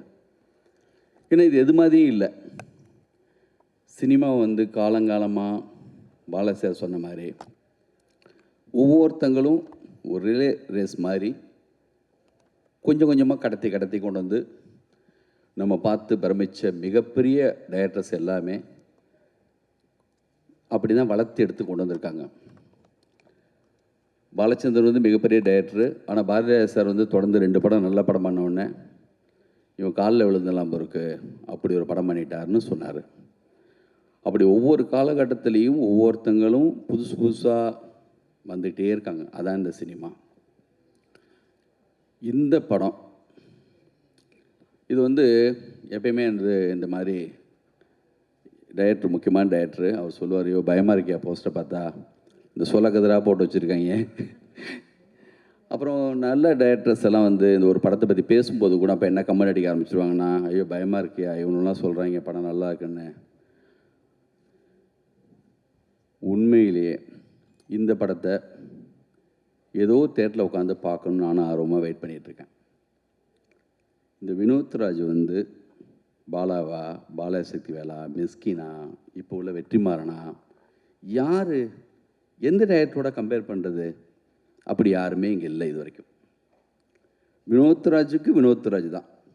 அது கூழாங்கல் படம் பார்த்துட்டு மணிரத்னம் சார் வந்து ஒரு ஜூம் மீட்டிங்கில் என்கிட்ட சொன்னார், படம் பார்த்துட்டீங்களான்னு எல்லாத்தையும் கேட்டார். பாலன் வந்து நான் பார்த்துட்டேன் சார்னு சொன்னான். அப்போது அதுக்கப்புறம் தான் நான் அந்த படத்தை பார்த்தேன். தயவு செஞ்சு மிக சரியான விஷயத்தை நம்ம ஜனங்க என்றைக்குமே வந்து அவாய்ட் பண்ணதே கிடையாது. அவங்க வந்து கூத்து பார்த்து ஹரிச்சந்திரம்மா அதுலேருந்து ட்ராமா வரைக்கும் மேடையில் பார்த்து பழக்கப்பட்டவங்க, அவங்களுக்கு எல்லாமே தெரியும். அது மாதிரி இந்த படத்தில் இருந்த எந்த ஷாட்டும் தெரியாமல் வைக்கலை. ஒரு ஆட்டோ ஷாட்டு வச்சுருந்தாரு, அவ்வளோ கேப் நிறையா இருந்துச்சு. நான் நினச்சேன், என்னடா இது ஒரு அந்த கேமராமேன் என்ன இப்படி ஒரு கேப் விட்டு வச்சுருக்காருன்னு நினச்சேன். அடுத்து ஒரு தடவை வரும்போது தான் தெரிஞ்சது, அவங்க தெரிஞ்சே தான் வச்சுருக்காங்கன்னு. பிசி ஸ்ரீராம் சார் படம் பார்த்துட்டு அடுத்த நாள் மாஸ்டர் பீஸ்ன்னு போட்டிருக்காரு இந்த படத்தை. இந்த படத்தை வந்து நான் பாலசக்தி சாருக்கு வந்து காதல் பண்ண வேண்டியது நான் அப்போ பண்ண முடியல. வழக்கேன் படம் அப்போ நான் எடுத்தேன். அது என்னுடைய லைஃப்பில் வந்து மிக முக்கியமான விஷயமா நினைக்கிறேன். அவர் மிக முக்கியமான ஆள் பாலாஜி சார். நான் சென்னைக்கு வந்தப்போ அவர் ரூமுக்கு தேடி போகிறப்போ அவர் முத எனக்கு கதை சொன்னப்பெல்லாம் இந்த படம் என்ன இருக்கோ அந்த மாதிரி தான் கதை சொல்லுவார் அவர். அதுடைய முயற்சியில் தான் அவர் ஒர்க் பண்ண படம்லாம் பார்த்தா சூரியன், ஜென்டில்மேன் இந்த மாதிரி படம்லாம் வேலை பார்ப்பார். ஆனால் கதை சொல்கிறப்ப மட்டும் அந்த சவுண்டோடு சொல்லுவார். முத ஒரு ரூமுக்கு போகிறப்ப வெங்காயம் வெட்டிகிட்டே என்ற ஒரு கதை சொல்கிறார். சாமுராய் கதையே வந்து நானா பட்டேகர் இல்லாட்டா மோகன்லால் மாதிரி ஒருத்தர் பண்ணுறான்னு. இந்த பார்த்த படம் இருக்குல்ல, இந்த படத்தில் எப்படி சவுண்டு அந்த எடிட்ரு அந்த கட் பண்ணியிருக்காங்களோ, டைரக்ட் பண்ணியிருக்கா அப்படியோ அந்த மாதிரி சொல்ல ஆரம்பித்தார். ரேடியோ ஓடி இருந்துச்சு, சின்னதாக சவுண்டு, அதை ஆஃப் பண்ணிவிட்டு வந்து உட்காந்து வெங்காயம் வெட்டிட்டு என்கிட்ட கேட்டார், நீ பாம்பே போயிருக்கியாடான்னாரு. போனதில்லை சார்னு. விடு, நானும் போனதில்லை சொல்லிட்டு ஆரம்பித்தார். இந்த படத்துடைய ஓப்பனிங்கடா, துன் துன் துன் துன் துன் ஒரு ஸ்ட்ரீட்டில் கேட்குற அந்த சத்தம் தள்ளி கேட்கும் பார்த்தியா, அப்படியே லேசாக அதை சொல்ல ஆரம்பிக்கிறப்பே ஒரு பொண்ணு வாயில் ஒரு நெல்லிக்காய், அவர் கதை சொல்ல வராது, அவர் எடுக்கிறவர், அவர் சொல்ல ஆரம்பிக்கிறப்ப அப்படி இருக்கும். எனக்கு ஆசையாக இருக்கும், என்னடா இப்படி சொல்கிறாரு, நம்மளுக்கெல்லாம் இது வருமா? மகாநதி படம் பார்த்து நாங்கள் 2 பேரும் அப்படி பேசியிருக்கோம். ஒவ்வொரு காலகட்டத்திலையும் ஒரு படம் வரும். அப்படி ஒரு படம் இப்போ வந்திருக்கு. சூரி அந்த கழுத்தில் அப்படி போகிறது வந்து அந்த படம் அவருடைய இன்ட்ரடக்ஷன் இருக்கும்.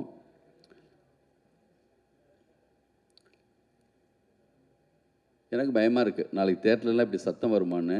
ஆனால் நம்பிக்கை இருக்குது, யாராவது ஒருத்தர் வந்து தள்ளி நின்று நல்ல படம் பார்க்கும்போது சத்தம் போடாதீங்க சொல்கிறதுக்கு 4 நல்ல ரசிகர் எப்பயுமே ஒரு தேட்டரில் இருப்பாங்க. அதையும் நான் எதிர்பார்த்துட்ருக்கேன். அப்போது நம்மளுக்கு என்னெல்லாம் தோணுதுன்னா, அப்போ நாள் இவர் பயங்கரமான சண்டை நடந்திருக்கு. அதோடைய இதில் தான் வந்து இன்றைக்கி வந்து இவர் இப்படி இந்த வாய்ஸில் பேசுகிறாரு. அந்த பொண்ணு அடி கூட வாங்கியிருக்கலாமோ. ஒரு சிங்கிள் ஷாட்டு எத்தனையோ படங்களில் பார்க்குறோம். ஆனால் இந்த படத்துடைய ஓப்பனிங்லேயே அந்த டைரக்டரு, இதுதான் படம், இதை பாருங்கள். சினிமாவுடைய மாபெரும் மிகப்பெரிய விஷயமே, டைட்டானிக் பார்க்கும்போது டைட்டானிக் பார்ப்போம், ஒரு காக்காம்பட்டை பார்க்கும்போது காக்காம்பட்டை பார்ப்போம். அது அந்த இருட்டில் லைட் ஆஃப் பண்ணதுக்கு பிறகு அது நடக்கிறது மேஜிக், ஒரு டைரக்டருடைய ஒரு ஆளுமை.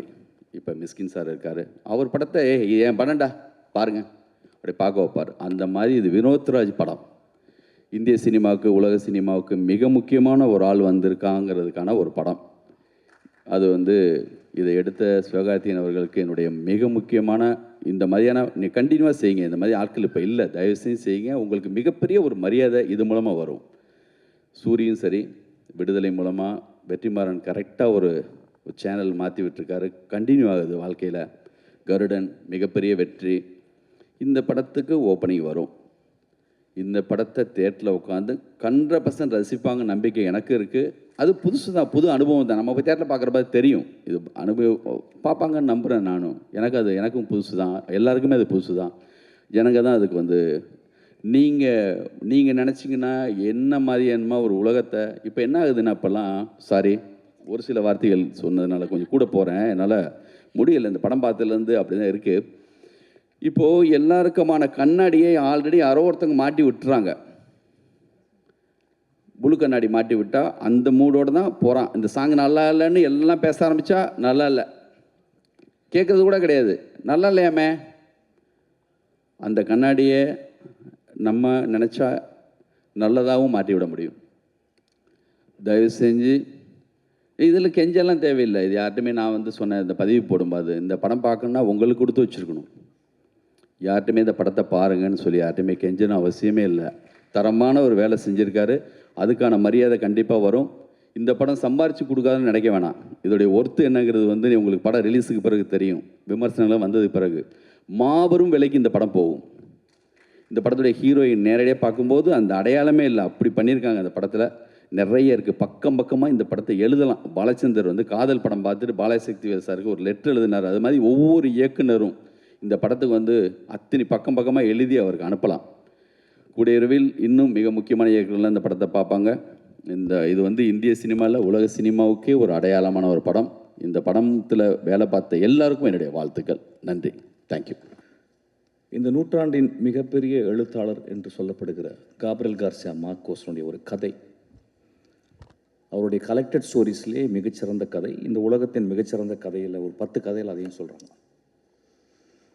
அதுக்கு பேர் ஆங்கிலத்தில் வந்து டியூஸ்டே சீஸ்டா, அதாவது ஒரு செவ்வாய்க்கிழமையினுடைய மதிய தூக்கம் அப்படின்ற ஒரு கதை. வந்து ஒரு தாயும் அவருடைய குட்டி குழந்தை, ஒரு 6 வயசு 7 வயசு குழந்தை, ஒரு ஊருக்கு போகிறாங்க. அந்த ஊரில் போயிட்டு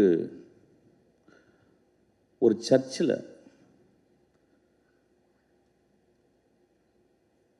தன்னுடைய மகனுடைய கல்லறை எங்கே இருக்குன்னு கேட்டு போகிறான் அந்த தாய்.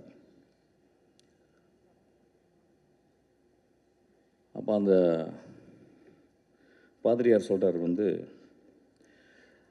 அந்த ரெஜிஸ்டரை கொடுத்து அதில் சைன் போட சொல்கிறாரு. அந்த தாய் சைன் போடுறான். அப்போ அவர் கேட்குறாரு, ஏம்மா இப்படியாப்பட்ட ஒரு பிள்ளைய பெற்ற அப்படின்றாரு. அப்போது ஒரு சின்ன ஃப்ளாஷாக காப்ரியல் கார்சியா எழுதுறார். அந்த மனிதன் அந்த மகன் அந்த ஊருக்கு வந்திருக்கான். ஒரு நாள் இரவு ஒரு கதவை உடைக்கிறான். அந்த வீட்டுக்குள்ளே ஒரு பெண் தனியாக இருக்கிறாள். அவளுக்கு தெரிஞ்சிருச்சு யாரோ ஒரு திருடன் வந்து கதவை உடைக்கிறான்னு. நல்ல மழை வேறு. அந்த பெண் ஒரு துப்பாக்கி எடுக்கிறான். அந்த துப்பாக்கி எப்படின்னா வந்து ஒரு 100 வருடங்கள், ஒரு 50 வருடங்கள் யூஸ் பண்ணாத ஒரு துப்பாக்கி. யாரோ தாத்தாவோ யாரோ உள்ள வச்சுருக்காங்க, அது மட்டும் தெரியுது. சின்ன வயசுலேருந்து பார்த்துருக்கேன். அந்த துப்பாக்கி தொட்டதே கிடையாது. துப்பாக்கி கண்டா பயங்கர பயம். வேறு வழி இல்லாமல் உள்ளே வந்தவன் ஒரு வேளை கொன்னுறான், திருடிட்டு ஒரு வேளை கொன்னுட்டானா என்ன பண்ணுறது அப்படின்னு ஒரு பயத்தில், அவன் யாருன்னு தெரியல, அவன் துப்பாக்கி எடுத்துகிட்டு போய் அந்த கதவுக்கு நேராக நிற்கிறான். கை உதறது. சார் யாரும் பேசாதீங்க சார் ப்ளீஸ். கை உதறது. அந்த கதவை உடைச்சிட்டு வந்தால் எவ்வளோ உயரத்தில் வருவான் எவ்வளோ அப்படின்ற மாதிரி அவன் வயிற்றை நோக்கி அந்த துப்பாக்கியை அப்படியே காட்டிக்கிட்டே இருக்கான். கை உதறது. அப்போ காப்ரியல் கார்சியா எழுதுறாரு, அந்த கை உதறலுக்கு காரணம் பயம், 28 வருடங்கள் தனிமை அப்படின்னு எழுதுறாரு.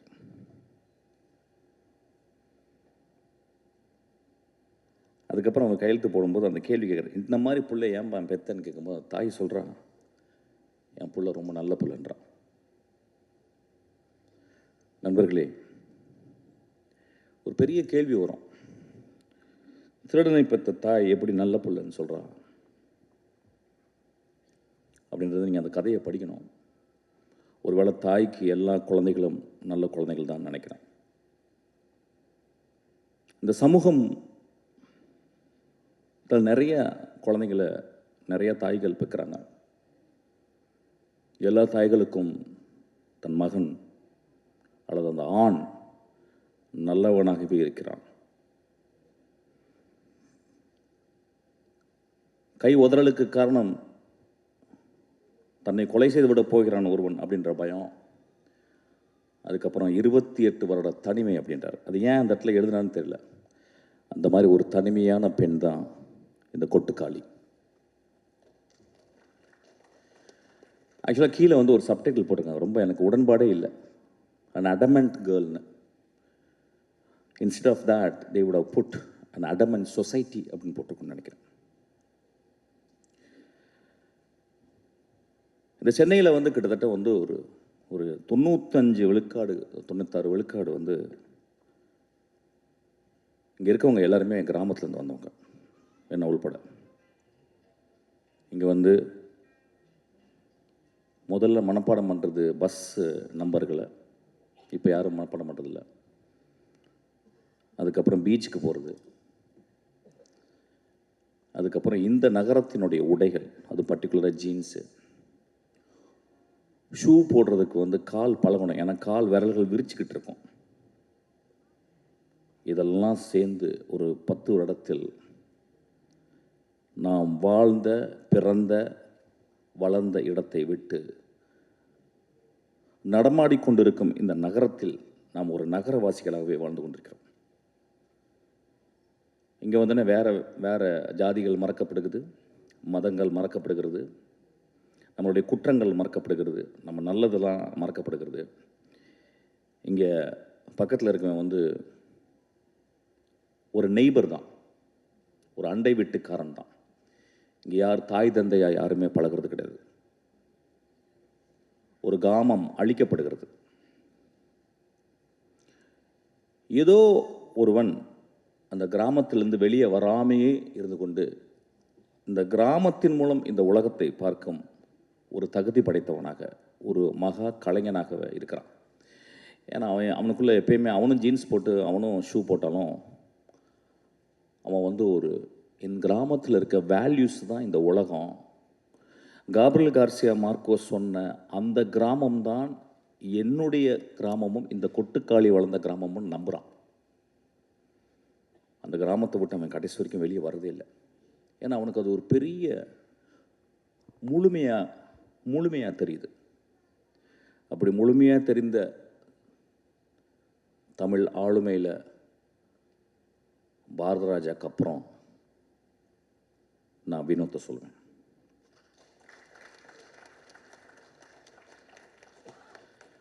ஒரு திரைப்படம் எதுக்காக எடுக்கப்படுது அப்படின்னா, நிறைய பேர் என் அசிஸ்டண்ட்டை கேட்பேன், எதுக்குடா, எனக்கு தெரிஞ்சு 250 அசிஸ்டண்ட் என்னை விட்டு போயிருக்காங்க. ஒரு வருஷத்துக்கு கிட்டத்தட்ட ஒரு 3000 அசிஸ்டன்ட் டைரக்டருக்காக வர்றவங்களை நான் சந்திக்கிறேன். கொஞ்சம் கூட சோம்பேறித்தனம் படாமல் அவங்கள்ட்ட நான் வந்து கேட்குறேன், எதுக்குப்பா நீ சினிமாவுக்கு வர்ற அப்படின்னு. அது இன்வேரியபிளாக என்ன ஆன்சர் இருக்கும் அப்படின்னா, சார் நான் சாதிக்கணும் சார், ஏதாவது ஒன்று பண்ணணும் சார் நான் அப்படின்னு தான் சொல்லுவான்.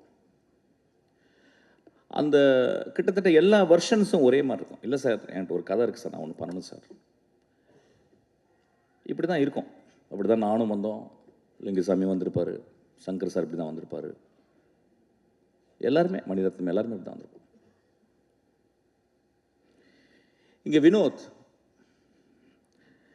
ஒருவேளை என்கிட்ட அசிஸ்டண்டாக வந்தால், ஏன்டா வினோத் என்கிட்ட வந்த அப்படின்னு கேட்டால் அவன் இந்த ஆன்சர் சொல்லியிருக்க மாட்டான். சார் இந்த உலகத்தை என் கதை மூலியமா மாற்றணும் சார் அப்படின்னு வந்திருப்பான்னு நினைக்கிறேன். இந்த கதை மூலம் தமிழ்நாடையே மாற்றிருக்கான். எப்பயுமே சொல்லுவாங்க, நான் ரொம்ப பொங்கி பேசுவார், ரொம்ப எக்ஸாஜரேட் பண்ணி பேசுவார், ட்ராமாட்டிக்காக தான் பேசுவார் அப்படின்னா. நான் எப்பொழுதுமே அது ஒரு சத்தியமாக எடுத்துக்கிறேன். ஒரு மேடையில் வந்து பேசும்போது அடுத்த வார்த்தை என்னன்னு எனக்கு தெரிஞ்சிட்டா நான் வந்து இந்த சமூகத்தை நான் நெருப்பை ஊற்றி கொளுத்துறேன்னு அர்த்தம். நான் மேடையில் பேசும் பொழுதாவது என் நாக்கில் உண்மை தவழ வேண்டும் என்று நான் நினைக்கிறேன். ஏன்னா வீட்டில் நிறைய பொய் பேசுகிறோம், மேடையை விட்டு கீழே இருக்கிற நண்பர்கள்ட்ட நிறையா பொய் பேசுகிறோம், ப்ரொடியூசர்கிட்ட நிறையா பொய் பேசுகிறோம், நடிகர்கள்ட்ட நிறையா பொய் பேசுகிறோம். இந்த மேடையில் உண்மை பேச மட்டுமே நான் வந்திருக்கேன். அவ்வளோ தைரியத்தையும் நெஞ்சுரத்தையும் என்னுடைய ரத்தத்தை கொதிப்பு நிலையும் கொண்டு வந்தது இந்த படம்.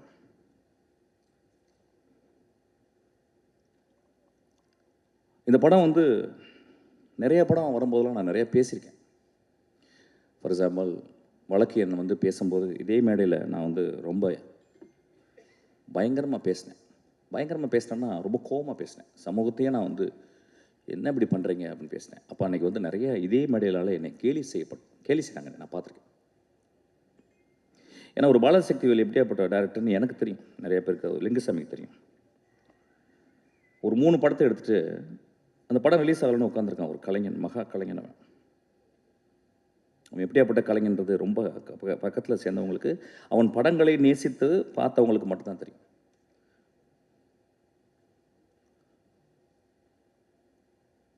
இந்த படத்தில் இது எதுக்கு கொட்டுக்காளின்னு வச்சான்னு தெரியல, எனக்கு நிறைய மீனிங் என்னமோ போகுது. நான் ஒரு ரொம்ப நாளைக்கு முந்தி சிவகார்த்திகேயனுடைய படத்தில் ஒரு பூஜை அன்னைக்கு ஒரு நாள் ஒரு சாப்பாடு சாப்பிட்டு இருக்கும்போது பக்கத்தில் ஒருத்தன் வெள்ளை சட்டை வெள்ளை பேண்ட் போட்டு ஒரு கிராமத்தில் இருந்த ஒரு பையன் மாதிரி உட்காந்துருந்தான். அறிமுகப்படுத்தினான். யாரா நீ தம்பி அப்படின்னேன். சார் நான் தான் சார் வினோத். அப்படின்னா யார்ப்பா? இல்லை சார் நான் வந்து கூழாங்கல். அப்படியே ஆமாம் ஏதோ பேசிக்கிட்டு இருக்காங்க நான் சொல்லுவேன். சரி என்னப்பா அந்த படம் ரிலீஸ் ஆகுதா இல்லையா? இல்லை சார் ஆயிரும் சார். ஓ அப்படியா, சரி. என்ன பண்ண எடுக்கிற, அடுத்து என்ன பண்ண போகிறேன்? இல்லை சார் நான் ஆரம்பிச்சிட்டேன் சார். நான் சொல்கிறேன் கொஞ்சம் மெதுவாக எடுப்பான்னு வாயை எடுக்கிறேன், கொஞ்சம் மெதுவாக. இல்லை சார் நான் படம் ஆரம்பிச்சிட்டேன். நான் அப்படியே யாருப்பா மியூசிக்கு? பாருங்கள் எவ்வளோ ஒரு programmed way of asking or chatting with another director. நான் கேட்குறேன் யாரா மியூசிக்கு அப்படின்னு. அப்போ சொன்னேன் யாருமே மியூசிக் இல்லை சார். எனக்கு பயங்கர கோவம் வந்துருச்சு. பெரிய மயிர் மாதிரி பேசுகிறேன் நான் முறைச்சேன். அப்புறம் நான் வந்துட்டு வீட்டு ஆஃபீஸ்க்கு வந்தோடனே அசிஸ்டன்ட்ஸ் கூப்பிட்டேன். இது மாதிரி ஒருத்தனை பார்த்தேன்டா, ஒரு பொறுக்கி பையன், கருப்பாக இருந்தான், ஒரு மாதிரி இருந்தான், பெரிய மாதிரி என்கிட்ட வந்து நான் யாரா மியூசிக்குன்னு கேட்குறேன். அவன் சொல்கிறான் யாருமே இல்லை சார் அப்படின்றான். அப்படிலாம் எடுத்துடாதீங்கடா அப்படின்னு நான் ஏதோ நல்லது சொல்கிற மாதிரி என் அசிஸ்டன்ட்ஸுக்கு சொன்னேன். இந்த படத்தை பார்க்கும்போது தான் தெரிஞ்சுது என்னை வினோத் செருப்பு கழட்டி அடிச்சிருக்காங்க. நல்ல டைட்டில் கிடச்சிருச்சு ஆக்சுவலி இன்னைக்கு. அவன் நிஜமாகவே என்னை செருப்பு கழட்டி அடித்தான். நான் எல்லாரையும் செருப்பு கழட்டி அடித்தான்னா என்னை வெளியே போய் பயங்கரமாக திட்ட ஆரம்பிச்சாங்க டேரக்டர்ஸ்லாம்.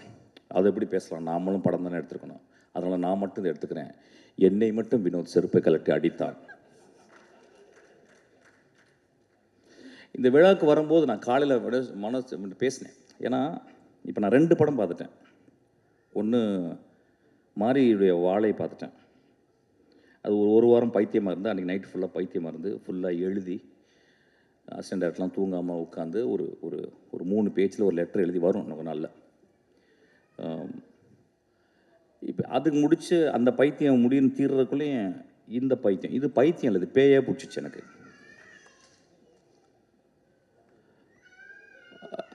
அப்போ வந்து இந்த படத்தில் வந்து அவன் ஏன் மியூசிக் டைரக்ஷன் பண்ணலை அப்படிங்கும்போது அதுக்கு ஒரு பெரிய அது வந்து ஒரு குருட்டாம்போக்கில் எடுக்கப்பட்ட ஒரு முடிவல்ல. The decision came out of his vision of cinema. அவன் எப்படி சினிமாவை ட்ரூத்ஃபுல்லாக பார்க்குறான் அப்படின்றதுக்கு ஒரு காரணம். ஏதோ ஒரு வகையில் நம்ம என்ன பண்ணுறோம், ஒரு மியூசிக் மூலியமாக நம்ம சட்டையை அயன் பண்ணிடுறோம், நம்ம திரைப்படங்களை நம்ம அயன் பண்ணிடுறோம். அவன் என் சட்டை, என் திரைப்படம் சுருக்கமாகவே இருக்கணும் அப்படின்றான். என் பாட்டியினுடைய அந்த இடுப்பை சுற்றி இப்படி உள்ள சொருகுவா பார்த்தீங்களா, அது வெளியே எடுத்தால் எவ்வளோ சுருக்கம் இருக்கும் அந்த முந்தானையில், அந்த அளவுக்கு சுருக்கத்தை அவன் பார்க்குறான், அவ்வளோ ட்ரூத்தை பார்க்குறான். இந்த படத்தை பற்றி நான் வந்து ஒரு 4 நாள் கண்டினியூஸாக என்னால் பேச முடியும். ஏன்னா படத்தை பார்த்துட்டு வெளியே வந்தோடனே நைட்டு நான் என்ன பண்ணுறதுன்னு எனக்கு தெரியல.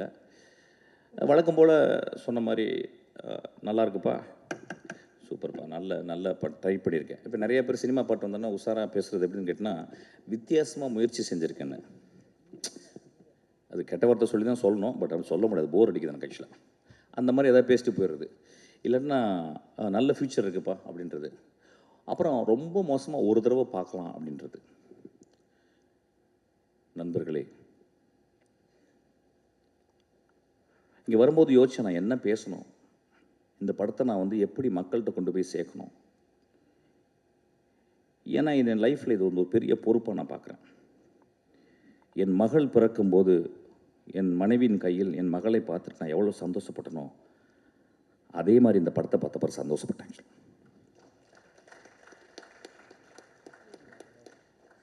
இந்த படத்தை பற்றி மக்கள்கிட்ட கொண்டு போய் சேர்க்குறதுக்கு என்னென்னா, நிறைய பல்ட்டி குட்டிக்காரனெல்லாம் அடித்தாச்சு. யூஸ்வலாக நான் நிறைய பேசியிருக்கேன். இந்த படம் மக்கள் வந்து எல்லாரும் பார்க்கணுன்னா நான் அவுத்து போட்டு கூட நிற்கிறதுக்கு தயாராக இருக்கேங்க இந்த இடத்துல. ஏன்னா அப்படி தான் உரைக்கும். கை தட்டலாமே கொஞ்சம். ஒரு குத்து டான்ஸு, நேக்கட் டான்ஸ் இங்கே ஆடலான் இருக்கு. இந்த படத்தை பாருங்கள் அப்படின்னு. நான் நேக்கட் டான்ஸ் ஆடி நீங்கள் பார்த்தீங்கன்னா என்ன ஆவீங்க? அதை எக்ஸ்ட்ரா போஸ்ட் பண்ணி நீங்கள் அப்போ அந்த படத்தை போய் பாருங்கன்னு சொல்லலாம். இந்த கொடுமை எப்படின்னு கேட்டிங்கன்னா, இந்த தமிழ் சமூகத்தில் வந்து அது இந்திய சமூகத்தில் வந்து ஒரு நல்ல படத்தை பார்க்குறக்கு, நல்ல படம்னா எப்படின்னா ரொம்ப ஃபிலாசபிக்கலான கொஸ்டின் அது. ஆமாம், நான் 2 நிமிஷம்லாம் பேசலாமா? 2 மணி நேரம் பேசுகிறேன். தயவுசெய்து இடக்கு முடக்க அதை பேசினா பிரச்சனை ஆயிரும் உனக்கு. ஓகே, நல்ல படம் அப்படின்னாவே நம்ம நண்பர்கள், நம்ம ரசிகர்கள், நம்ம ரொம்ப நேசத்துக்குரிய நம்மளுடைய ரசிகர்கள் என்ன சொல்லிடுறாங்க வந்து, ஓகே புரிஞ்சிருச்சு. அதாவது வந்து பாலாசக்திவேலு, மிஷ்கினு, ராமு, வெற்றிமாறன் இவங்களாம் நல்ல படம் சொல்லிட்டா கொஞ்சம் பார்த்தே போவோம் அப்படின்ற மாதிரி கொஞ்சம் யோசித்து போவோம். ஏன்னா சினிமா பார்க்க வர்றதே அவுத்து போட்டு ஆடுறதை பார்க்குறதுக்கு தான் சினிமாவுக்கு நிறைய பேர் ஆடுறது. அதாவது இன்னும் என்கிட்ட பேசுகிறாங்க, அந்த சார் அந்த குத்துப்பாட்டு ஒன்று போட்டிங்களே சார், அது மாதிரி இன்னொன்று போடுங்க சார். நான் என்ன போட தான் செய்ய முடியும் ஆக்சுவலாக. நண்பர்களே, ஒரு மார்க்கெட்டுக்கு போகிறோம், ஒரு குழந்தையை கூட்டிகிட்டு, ஒரு பெண் குழந்தையை கூட்டிகிட்டு ஒரு கத்திரிக்காய் எடுக்கிறோம். எங்கள் அம்மா சின்ன வயசில் எனக்கு கத்திரிக்காவை எப்படி வாங்குவது அப்படின்னு சொல்லி கொடுத்துருக்காங்க. ஒரு சவுச்சவை எப்படி பார்த்து வாங்கணும்னு சொல்லி கொடுத்துருக்காங்க. ஒரு பழத்தை வந்து தட்டி பார்த்து, அந்த பழம் தட்டி பார்த்து பழுத்திருக்கான்னு பார்த்து வாங்க சொல்லியிருக்காங்க. ஆனால் நம்ம சமூகத்தில் ஒரு கலைப்படைப்பை மட்டும் வெகுஜன சினிமாவாகவே மட்டுமே பார்க்க பழகிருச்சு. இன்றைக்கி 16 வயதில் எடுத்தால் ஓடுமானே டவுட் வந்துருச்சு. என் ஆதங்கத்தை இங்கே கொட்டி தீர்க்கவில்லை. இந்த படத்தை நான் மக்கள்கிட்ட கொண்டு போய் எப்படி சேர்க்கறதுன்னு யோசிச்சுக்கிட்டே இருக்கேன். இப்போ இந்த நகரத்தில் இருக்கவங்க எல்லாருமே நினச்சிக்கிறாங்க நம்ம எல்லாமே சிட்டி பேஸ்டு. அதை சொல்கிறாங்க இது கிராமத்து கதை. ஐயா, இது என் தாயின் கருவறை ஐயா. இந்த படம் என் மகளின் யோனி ஐயா. இந்த படம் பாலசக்தி சொன்னா இந்த மாதிரி படமே பார்த்ததில்லைன்னு. இந்த மாதிரி படத்தை பார்க்கவே போகிறது இல்லையா? இந்த மாதிரி படத்தை நான் பார்க்கவே போகிறதில்ல. இந்த படத்துக்கு முன்னாடி என் படைப்புகள், என்னுடைய சினிமா அப்படின்றத நான் கீழே குனிஞ்சு அவன் காலை முத்தமிடுவேன். அந்த அளவுக்கு அந்த படத்தை பண்ணியிருக்கான். உங்களுக்கு ப்ரூவ் பண்ணணும்னா வினோத்தை கூட்டிங்க நின்று அவன் காலை முத்தமிடுறேன். நான் இளையராஜா காலை முத்தமிட்டிருக்கேன். நான் இளையராஜா காலை என்றைக்குமே தொட்டு கும்பிட்டதில்லை. நான் உதட்ட கொண்டு போய் தொடுவேன். ஆக்சுவலாக 2வது மனிதனாக இளையராஜாக்கு அப்புறம் அவன் கால்களை நான் முத்தமிடுவேன். ஒரு படத்தை பார்க்கும்போது அடுத்த சீன் என்ன, அடுத்த சீன் என்ன, அடுத்த சீன் என்ன, அடுத்த சீன் என்னன்னு சொல்லிட்டு நாங்கள்லாம் எழுதும்போது ரொம்ப கேர்ஃபுல்லாக. நான் இப்போ கூட வரும்போது என் தம்பிகிட்ட பேசிக்கிட்டேன். ஒரு படம் வந்து நல்ல கதையாக இருக்கணும், என்டர்டெய்னிங்காக இருக்கணும், இப்போ 3வது தேவைப்படுது எக்ஸைட்டிங்காக இருக்கணும்னு சொல்லிட்டு. இந்த 3மே இந்த படத்தில் இருக்குது. என்ன ஒன்று, நீங்கள் பார்க்குறது உங்கள் பார்வையை வேறு மாதிரி வச்சு பார்க்கணும். எனக்கு தெரிஞ்ச இந்த ரீசெண்ட் டேஸில் இந்த கதைகளில் நான் வந்து இப்போ 2 கதைகள் வந்து நான் இந்த 10 வருடத்தில் திரைக்கதையில் படித்தது எக்ஸ்ட்ராடனரி ஸ்டோரிஸ்னு சொல்லுவேன். ஒன்று 3 பில்பர்ட்ஸு, இன்னொன்று கெட் அவுட், ஜோர்டன் பீல்டு. அதுக்கப்புறம் இந்த கதையை சொல்லுவேன். ஏன்னா அது 3மே எப்படின்னா, ஒன்று வந்து பிளாக் ஹாரர், இன்னும் வந்து ஒரு பெண்ணினுடைய தவிப்பு, தன் மகளை பறி கொடுத்துட்டு ஒரு பெண்ணினுடைய தவிப்பு. இந்த படத்தில் ஒரு குடும்பம் ஒரு பெண்ணை வச்சுக்கிட்டு தவிக்கிறாங்க. அவ்வளவு சிறந்த மனிதர்கள் அந்த குடும்பத்தில் இருக்கவங்க. அந்த குடும்பம் பார்க்கும்போது, படம் பார்க்கும்போது அவங்க கெட்டவங்க மாதிரி தெரியும். எனக்கு ரொம்ப அந்த பெண்ணை விட அந்த குடும்பம் ரொம்ப நல்லதாக தெரிஞ்சுது. வினோத் இந்த கேரக்டருக்கு வந்து வேற யாரோ பண்ணியிருந்தா நல்லா இருக்காதோ, நடிச்சிருவாங்களோங்கிறதுக்காக தன்னுடைய அக்காவையும் தன்னுடைய பெரியம்மா பொண்ணு தங்கச்சிகளாம் நடிக்க வச்சிருக்கான். இந்த படத்தில் வந்து 2 காட்சிகள் நான் சொல்லுவேன். பாலாஜி பாதி கதை சொல்லிட்டேன். ஆக்சுவலாக நான் சொல்ல மாட்டேன். உன்னை அதுக்கு அடிக்கணும்டா, டே பாலாஜி பாதி கதையை சொல்லிட்டேன் நீ. ஆக்சுவலாக நான் சொல்ல மாட்டேன். இந்த படத்தில் வந்து ஒரு சேவல் நடிச்சிருக்கு, அதான் முதல்ல பார்த்துருப்பீங்க. சேவல் நடிச்சிருக்குன்னு சொல்கிறத விட அந்த சேவலை அவன் வந்து கேப்சர் பண்ணியிருக்கான். அது முதல் ஷாட்டாக நீங்கள் போட்டிருக்கான், நீங்கள் பார்க்கணும். ஆக்சுவலாக இந்த படம் சினிமாவை எப்படி பார்ப்பது, நாம் என்ன சினிமா பார்த்துக்கிட்டு இருக்கோம், அதாவது மொமெண்ட்ஸ்ன்னு சொல்லுவாங்க. சினிமாவில் வந்து மொமெண்ட்ஸ்ன்னு சொல்லுவாங்க. எனக்கு தெரிஞ்சு நான் 27 வருடத்தில் 2 மொமெண்ட் தான் நான் கிரியேட் பண்ணியிருக்கேன். ஒரு மொமெண்ட் வந்து வெட்டி போட்டவன் இடத்துல வந்து ஒரு கிழவி வந்து பூ போடுறான். 2வது மொமெண்ட் வந்து தன் மகள் இறந்து போன பிறகு அப்பாவினுடைய சிகரெட்டை வந்து குடிக்கக்கூடாதுன்னு கஷ்டப்படுறான். இந்த 2 மொமெண்ட்டு 27 வருஷத்தில். இந்த படத்தில் 60 சீனுமே 60 மொமெண்ட்டாக பண்ணியிருக்கான். இந்த படத்தில் வந்து இயற்கையை அவன் யூஸ் பண்ணது, மனிதர்களுக்கு முன்னால் இயற்கையை அவன் யூஸ் பண்ணது. ஒருவேளை நான் பேசுகிறது போர் அடித்தாலும் அடிக்கலாம், பட் பரவாயில்ல, ஏதாவது பேசுகிறேன். ஏன்னா கொஞ்ச நேரம் பேசுறதுக்கு கேட்குறதுக்கு போயிடுச்சு. மச்சான் நெக்ஸ்ட் சீன் என்னன்னு போயிடுது. ஆக்சுவலாக நண்பர்களே,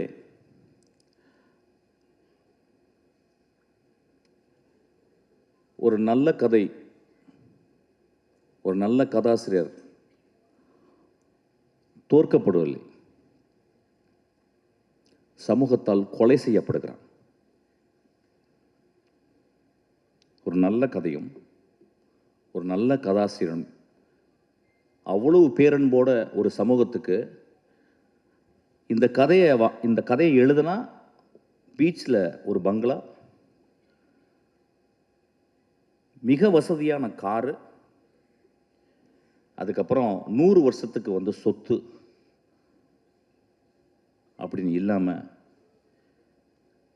இந்த கதை பண்ணால் சமூகத்தின் இதயத்தை கொஞ்சோண்டு தொற்றுலாம் அப்படின்னு வினோத் பண்ணியிருக்கான்.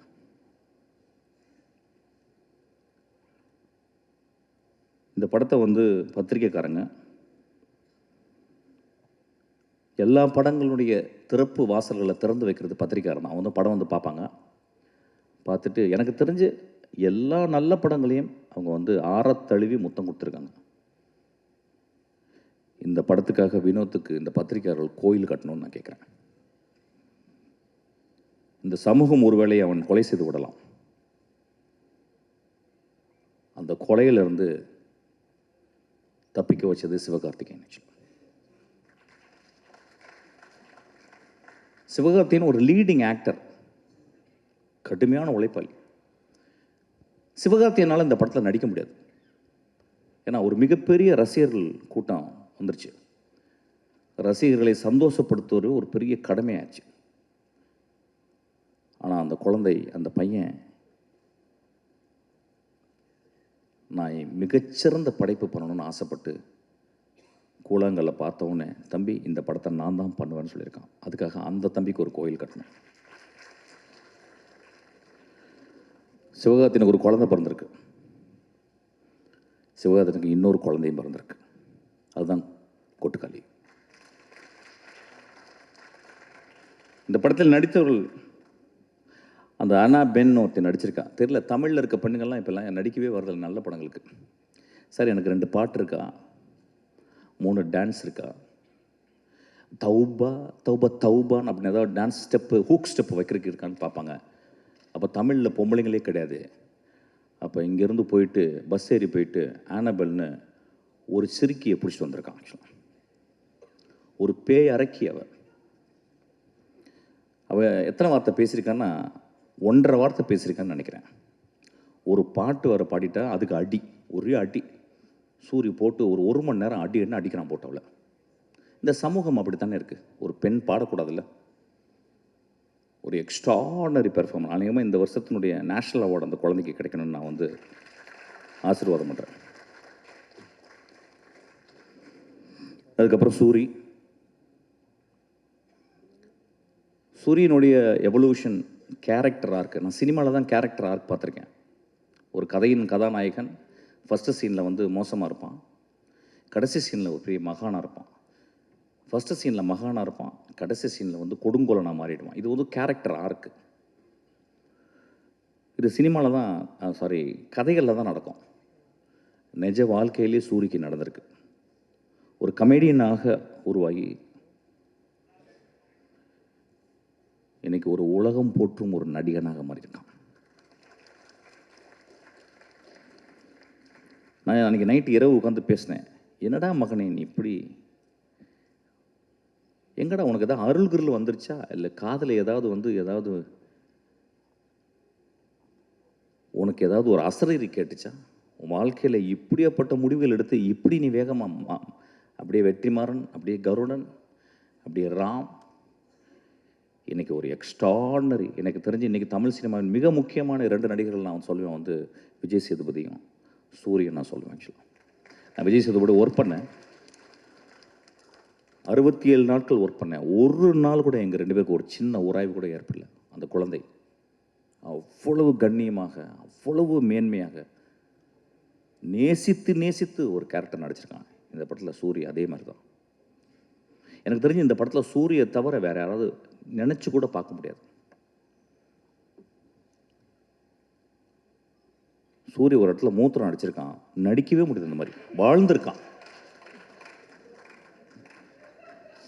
அதுக்கு வினோத் அந்த கேமராவை பக்கத்தில் எட்டு போகிறான். அப்படியே அவன் மூத்திரம் அடிக்கிறதுக்கு போய் பக்கத்தில் போயிட்டு நான் பயந்துட்டேன், கீழே கேமரா டில் டவுன் பண்ணிட போகிறான்னு பார்க்க ஆசையும் வருது, டில் டவுன் பண்ணி பார்க்கலாம் அப்படின்னு சொல்லிட்டு. ஆனால் அப்படியே மேலே வச்சு அதுக்கப்புறம் சூரிய திரும்பி பார்க்குறான். மனிதர்களே என்ன பெர்ஃபார்மன்ஸு, என்ன எவ்வளவு நம்பிக்கை அந்த கேமரா மேலே. மொதல் சீனை வந்து அவன் கிட்டத்தட்ட ஒரு 4 நிமிஷம் கேமரா எட்டு போயிட்டு ஒரு அம்மா குளிச்சுட்டு அதை தலையில் தண்ணியை தொளிச்சிட்டு தன் மகள் இப்படி பண்ணிட்டாலே, மகள் இப்படி பண்ணிட்டேன்னு அவள் கோயிலுக்கு போகிறத வந்து ஒரு extreme long shot. I think இந்தியாவில் ஒரு லாங்கஸ்ட் ஷாட்டாக கூட இருக்குன்னு நினைக்கிறேன். அங்கே எடுக்கும் போதே அவன் அதோடைய கான்ஃபிடென்ட்டை சொல்கிறான், நான் என்ன மாதிரி படம் பண்ண போகிறேன், என்ன மாதிரி படத்தை நீங்கள் பார்க்க போகிறீங்கன்றது அவன் பிச் பண்ணுறான். இந்த படத்தை பற்றி இன்னொரு தருணத்தில் நிறைய பேசலாம். ஏன்னா இங்கே வந்து மொத்தமே 4 டேரக்டர்ஸ் தான் வந்திருக்கோம். நான் வந்து ரொம்ப நேரம் டைம் எடுத்துக்கூடாது, நான் நிறையா பேசுவேன், என்னால் பேச முடியும். So Soori has given an extraordinary. அதாவது இந்த படத்துக்கு அப்புறம் சூரியை நம்ம எப்படி பார்க்கலாம்னா, ஒரு இந்தியாவின் ஒரு மிகச்சிறந்த ஆக்டரை நம்ம பார்க்கலாம். அது ஏன் சொல்கிறேன்னா, அந்த அளவுக்கு அந்த கேரக்டர் அவன் மண்ணிலிருந்து, அந்த வெறுங்காலிருந்து நான் பார்த்தேன். சூரிய செருப்பு போட்டிருக்கான், செருப்பு போடாமல் அவன் அப்படியே அதுக்குள்ளே ஒரு அதான் சொன்னாங்க, ஏதோ அந்த டீட்டெயில் வந்து கால் அதை வந்து சூரிய சொன்னதான் நல்லது, சூரிய சொன்னதான் தான் அது நல்லாயிருக்கும். ஆக்சுவலி எப்படி அதை நடித்தான் அந்த குரலுக்காக. நான் அந்த கழுத்தில் இது பண்ணிட்டு பார்க்கும்போது நான் ஒரு இடத்துல உத்து பார்த்தேன், இந்த இடத்துல கழுத்து நரம்பு வந்து புடைக்குது. ஸோ நடிக்கலை அந்த இடத்துல. He took so much of sincere and truthfulness to exhibit something extraordinary. கேள்விப்பட்டேன் வந்து கூழாங்கல் பார்த்த உடனே சூரி விரட்டி போயிருக்கான். ராம் என்கிட்ட சொன்னான். ஆனால் கிட்டத்தட்ட டெய்லி 2 தடவை ஃபோன் பண்ணி, ராமண்ணா கொஞ்சம் வினோட்ட சொல்லுங்கள், அடுத்த படம் எந்த படமாக இருந்தாலும் அதில் ஒரு சின்ன கேரக்டராக நடிக்கிறேன், அதுக்காக சூரிக்கு நம்மலாம் கிளாப் பண்ணுவோம். அதாவது ஒரு கலைஞன் இன்னொரு கலைஞனை தேடி ஒரு சீனாவும் நான் நடிக்கணும்னு சொன்னான் பாருங்க, அவன் ஒரு பெரிய மேதை தான். அவன் பெரிய மேதை தான் அவன். நண்பர்களே, இந்த படத்தை பற்றி நான் நிறைய சொல்ல முடியும், ஆனால் I am not very sure how far I can talk. ஒரு மிகப்பெரிய அனுபவம். இந்த படம் வந்து ஒவ்வொரு குடும்பமும் போய் பாருங்கள். அதாவது மோசமான படங்களை சில படங்களை நம்ம பார்க்குறோம், மோசமான காட்சிகளை நம்ம குழந்தைகளுக்கு கொண்டு போய் காட்டுறோம், மோசமான படங்களை இந்த இளைஞர்கள் போய் பார்க்குறாங்க. அதெல்லாம் பார்க்கலாம், தப்பு கிடையாது. அது வந்து ஒரு ஆர்ட், வந்து போர்னோகிராஃபியும் ஒரு ஆர்ட் தான். அது யாரால் எடுக்கப்படுறதுன்ற பொறுத்து. ஆனால் இந்த படம் இந்த தமிழ் சமுதாயத்தை, எனக்கு தெரிஞ்சு இதை விட ஒரு பொலிட்டிக்கலான படம் தமிழில் வந்திருக்கான்னு எனக்கு தெரியல. இதை விட ஒரு பொலிட்டிக்கலான படம் அந்த ஏரியா நான் பேச வேணான்னு யோசிக்கிறேன். ஏன்னா இங்கே பொலிட்டிக்கல் படன்றது வந்து வேறு வேறு கருத்துக்களோடு உலாவுது. ஆனால் ரொம்ப அமைதியாக ஒரு பொலிட்டிக்கல் படத்தை, மோஸ்ட் பவர்ஃபுல் பொலிட்டிக்கல் ஃபிலிமை வினோத் அசால்ட்டாக எடுத்திருக்கான். நண்பர்களே, நான் மீண்டும் கேட்குறேன், இந்த படத்தை நீங்கள் எல்லாரும் பார்க்கணும். பத்திரிக்கையாளர் இந்த படத்தை பற்றி மேன்மையை எழுதணும். இந்த பத்திரிக்கையாளர்களுடைய மனசாட்சி நான் சொல்லுவேன். இந்த படத்தை நான் தேவராஜெல்லாம் நான் பார்த்தேன். 25 வருடம் நான் பார்க்குறேன் தேவராஜன். சினிமாக்காகவே வாழ்ந்து ஒரு கலைஞனாக, அதாவது ஒரு பத்திரிகையாளனாக இல்லாமல் ஒரு கலைஞனாகவே வாழ்ந்துருக்கேன். இப்போ நான் என் தம்பியை பார்த்தேன். அவன் வந்து எனக்கு குழந்தை வந்துருச்சேன்னா அப்படின்னு சொன்னான். உங்களுக்கெல்லாம் பெரிய தர்மம் இருக்குது இந்த படத்தை பற்றி. இந்த படத்தை பற்றி நான் என்ன சொல்கிறேன், நான் சேலஞ்ச் பண்ணுறேன். இந்த படத்தை பற்றி ஏதாவது ஒரு நெகட்டிவ் பேசுங்க. இந்த படத்தை கொண்டு போய் சேர்க்க வேண்டியது உங்கள் கடமை. ஐயா, இது வந்து உங்கள் தாய் மடி ஐயா. இந்த மடியை நீங்கள் தான் பத்திரமா பார்த்துக்கணும். நான் ரசிகர்கள், சினிமாவை நேசிக்கும் ரசிகர்கள், ஒவ்வொரு தடவையும் சினிமா ரசிகர்களால், அந்த தாயுள்ளம் கொண்ட ரசிகர்களால் கண்டுபிடிக்கப்பட்ட மகா ஆளுமைகள் தான் பாரதராஜா, மணிரத்னம், பாக்யராஜ், பாலச்சந்தர், பாலா, வெற்றிமாறன், ராம், பாலாஜி சக்திவேல். இவங்கெல்லாம் மகா உன்னதமான படைப்புகளை கொடுத்து மக்களுடைய அங்கீகாரம் பட்டு நீங்கள் தொட்டில் போட்டு தாளாட்டி இன்றைக்கி இவ்வளோ பெரிய ஆளாக இருக்கிறாங்க.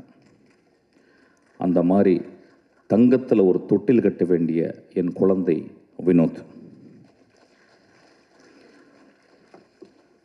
கடைசி விவசாயி பார்த்துட்டு வந்து நான் அவ்வளவு கஷ்டப்பட்டேன்.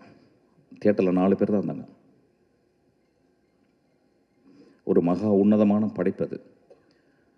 அதுக்கு கேட்டால் என்ன சொல்கிறாங்க, ஏன் சார் ஃபாஸ்ட்டாக இல்லைன்றாங்க. ஐயா, ஏன் ஒரே நாளில் குழந்தை பிறக்கக்கூடாது? ஏன் இயற்கை 10 மாதம் ஒரு தாயை சுமக்க வச்சுச்சு? ஏன் என்னுடைய பாட்டி மெதுவாக நடந்து போகிறாள்? என் தந்தை இப்போ போன வாரம் இறந்து போனார். கை அப்படியே அவர் அந்த பாடியை குளிப்பாட்டும் போது நான் பார்த்தேன். அப்படி கையெல்லாம் சூம்பி போயிருந்துச்சு. அப்படியே அந்த குளிக்கில் வைக்கும்போது நான் அப்படியே பார்த்துக்கிட்டே இருந்தேன். அந்த மண்ணை அள்ளி போடும்போது அந்த வாய்க்குள்ளே தான் போச்சு. என்னை முத்தம் கொடுத்த, என்னை பார்த்து எப்பொழுதும் புன்னகை புரிந்த அந்த வாய்க்குள்ள அந்த மண்ணு போனதை நான் பார்த்தேன். நான் பார்த்த உலகத்தில் என் வாழ்நாளும் மிக முக்கியமான ஷாட்டாக அதை நான் பார்க்குறேன். நான் சொல்கிறது கொஞ்சம் கூட வெக்கப்படல. அந்த மாதிரி ஒரு 600 ஷாட்டில் மொத்தமே 150 ஷாட் இருக்கும். உண்மையும் தெய்வத்தன்மையும் தாய்மையும் கொண்ட படம் தான் அந்த படம். தயவுசெய்து கைவிட்டுறாதீங்க. சும்மாவது போய் பாருங்கள். ஒரு சிகரெட்டு வந்து, ஒரு சிகரெட் பாக்கெட் எவ்வளோப்பா? சிகரெட் பாக்கெட் இன்றைக்கி கிங்ஸு தெரியாது, நீ அடிக்க மாட்டியா? நீ மனுஷனே கிடையாது. யார் எவ்வளோங்க? எவ்வளோ ஒரு சிகரெட் பாக்கெட்டு? 200 ருபீஸுங்க ஒரு சிகரெட் பாக்கெட்டு. ஒரு சிகரெட் பாக்கெட்டில் 20 சிகரெட் இருக்கா? 10 இருக்குது. 10 நாள் போச்சுன்னு அர்த்தம் உங்களுக்கு. 10 சிகரெட் கொடுத்தா 10 நாள் போச்சு. நான் சிகரெட் நிப்பாட்டிட்டேன். இப்போ 10 நாள் ஜாஸ்தி ஆயிடுச்சு. இப்போ ஒரு குவார்ட்டரு வந்து அது 150 ரூபாலேருந்து 200 ரூபா. அது ஒரு வருஷம் போச்சு. இதுக்கெல்லாம் செலவு பண்ணுறோம்ல. சாமிக்கு போய் நம்ம அவ்வளோ செலவு பண்ணுறோம், அவ்வளோ உண்டியல் காசு போடுறோம், அவ்வளோ டொனேஷன் கொடுக்குறோம்ல. வினோத் தான் என் சாமி. அவன் எடுத்தது தான் வந்து கடவுள். தயவுசெய்து போய் பாருங்கள். நண்பர்களே, இந்த வாழ்க்கை ரொம்ப அலாதியானது. இந்த வாழ்க்கையில் நம்ம என்னென்னலாம் முடிஞ்ச வரைக்கும் நல்ல விஷயங்கள் பண்ணுறோம் அப்படின்றது ரொம்ப முக்கியம். அதில் ஒரு நல்ல விஷயந்தான் கொட்டுக்காலை நீங்கள் போய் தரிசிக்கிறது. அந்த காளி உங்களை ஆசீர்வாதம் செய்வாள். நன்றி. எல்லாருக்கும் வணக்கம். மிஷ்கின் பேசினதுக்கப்புறம் எனக்கு எங்கே ஆரம்பிக்கிறதுனே தெரியல. மிஷ்கின்லேருந்தே ஆரம்பிக்கிறேன். மிஷ்கின் இஸ் ரொம்ப ஒரு எமோஷ்னலான பர்சன். அவர் பிடிச்சிருந்தா அவ்வளவு கொண்டாடுவார். அண்டு அவருடைய அவர் செலிப்ரேட் பண்ணுறதுக்கு எந்த விதத்துலேயும் குறைவில்லாத ஒரு படம் தான் Kottukkaali. Vinod is a very special film maker. இந்த ஜெனரேஷனுடைய, இன்றைக்கி இருக்கிற யங் ஜெனரேஷனுடைய தமிழ் சினிமாவின் அடையாளமாக இன்டர்நேஷ்னல் லெவலில் இருக்கிற ஒரு film maker. There are other film makers also. ஆனால் வந்து வினோத்துக்கு ஒரு அட்வான்டேஜ் என்னென்னா, வினோதோட ப்ரெசன்ஸ் வந்து மெயின் ஸ்ட்ரீம்லேயும் இருக்குது, மெயின் ஸ்ட்ரீம்லேயும் தெரியுது. அதுக்கு காரணம் இந்த ப்ரொடக்ஷன் ஹவுஸ், சிவகார்த்திகேயனுடைய சப்போர்ட் அண்ட் சூரி மாதிரி ஒரு மெயின் ஸ்ட்ரீம் ஆக்டர். அவர் இன்றைக்கி கதை நாயகனாக இருக்கிறாரு, அது இல்லை. அது இல்லாமலுமே கூட அவர் ஒரு mainstream actor, popular actor. அவர் இந்த மாதிரியான ஒரு படத்துக்குள்ளே இருக்கணும்னு விரும்பி வர்றது வினோதுக்கு ஒரு பலமாகவும் அதே நேரத்தில் சவாலாகவும் இருந்திருக்கும் இந்த கதை பண்ணும்போதுன்னு நான் நினைக்கிறேன். பிகாஸ் இந்த மாதிரியான வாழ்க்கைக்கு மிக நெருக்கமான ஒரு படத்தை பண்ணும்போது வணிக ரீதியான அல்லது வியாபாரத்தில் இருக்கிற நடிகர்களோ தயாரிப்பாளர்களோ இருக்கும்போது அவங்களுக்கான சில தேவைகள் இருக்கும், அந்த டிமாண்ட்ஸ் இருக்கும். அதையும் மனசில் வச்சுக்கிட்டு தனக்கு நெருக்கமான ஒரு படத்தையும் பண்ணுறது வந்து பெரிய சேலஞ்ச். வினோத் 2 படம் பண்ணியிருக்காரு. 2 படமுமே வந்து இன்டர்நேஷ்னலாக பல ஃபிலிம் ஃபெஸ்டிவல்ஸில் போய் பேசப்படுற, ரொம்ப கொண்டாடப்படுற படங்களாக இருந்திருக்கு. 2 படமுமே அப்படி தான். கொட்டுக்காளியை பொறுத்த வரைக்கும் இது வந்து ஒரு ஃபெமினிஸ்ட் ஃபிலிமா அப்படின்னு கேட்டால் yes, it takes the side of the oppressed. அதாவது பெண்களின் பக்கம் நிற்குது. சாதியத்திற்கு எதிரான படமானா கண்டிப்பாக சாதியத்துக்கு எதிரான ஒரு படமாகவும் இருக்குது. இது ஒரு இலக்கியமாக இருக்காருன்னா இலக்கியமாகவும் இருக்குது. இது ஒரு நம்மளை மாதிரி மெயின் ஸ்ட்ரீம் ஆடியன்சஸ், வணிக சினிமாவை பார்க்கக்கூடியவர்களுக்கு நெருக்கமான படமாக இருக்கானா அப்படியும் இருக்குது. இதை சாதிக்கிறது சாதாரண விஷயம் இல்லை. இதை வந்து வினோத் ரொம்ப எளிமையாக இயல்பாக அச்சீவ் பண்ணியிருக்காரு. அண்டு நடித்த நடிகர்கள் அல்லது இந்த படத்தில் சில பாத்திரங்களை ஏற்று செய்திருக்கிறவர்கள், ஏன்னா வந்து 3 பேரை தவிர யாருமே நடிகர்கள் கிடையாது, ப்ரொஃபஷனல் ஆக்டர்ஸ் கிடையாது, எல்லாருமே சரியாக பண்ணியிருக்காங்க. அப்புறம் இதில் இன்னொரு பெரிய துணிச்சலான விஷயம் ஒரு ஃபில்ம் மேக்கராக வினோத் பண்ணியிருக்கிறது என்னென்னா, இதுக்கு வந்து பேக்ரவுண்ட் ஸ்கோர் பயன்படுத்தாது. பேக்ரவுண்ட் ஸ்கோர் இல்லை அப்படின்றதால என்ன ஆகுதுன்னா இன்னும் வாழ்க்கைக்கு நெருக்கமாக போகுது. And there are lot of ironic moments இந்த ஃபில்ம். அதை நீங்கள் படம் பார்க்கும்போது அதை என்ஜாய் பண்ணுறதுக்கு நல்லாயிருக்கும். அந்த முரண்கள் தான் வந்து இந்த ஃபில்ம் மேக்கரை, இந்த ரைட்டரை ரொம்ப முக்கியமாக நம்ம கவனிக்க வேண்டிய ஒரு ஆளாக மாற்றுற தன்மையை கொடுக்குது.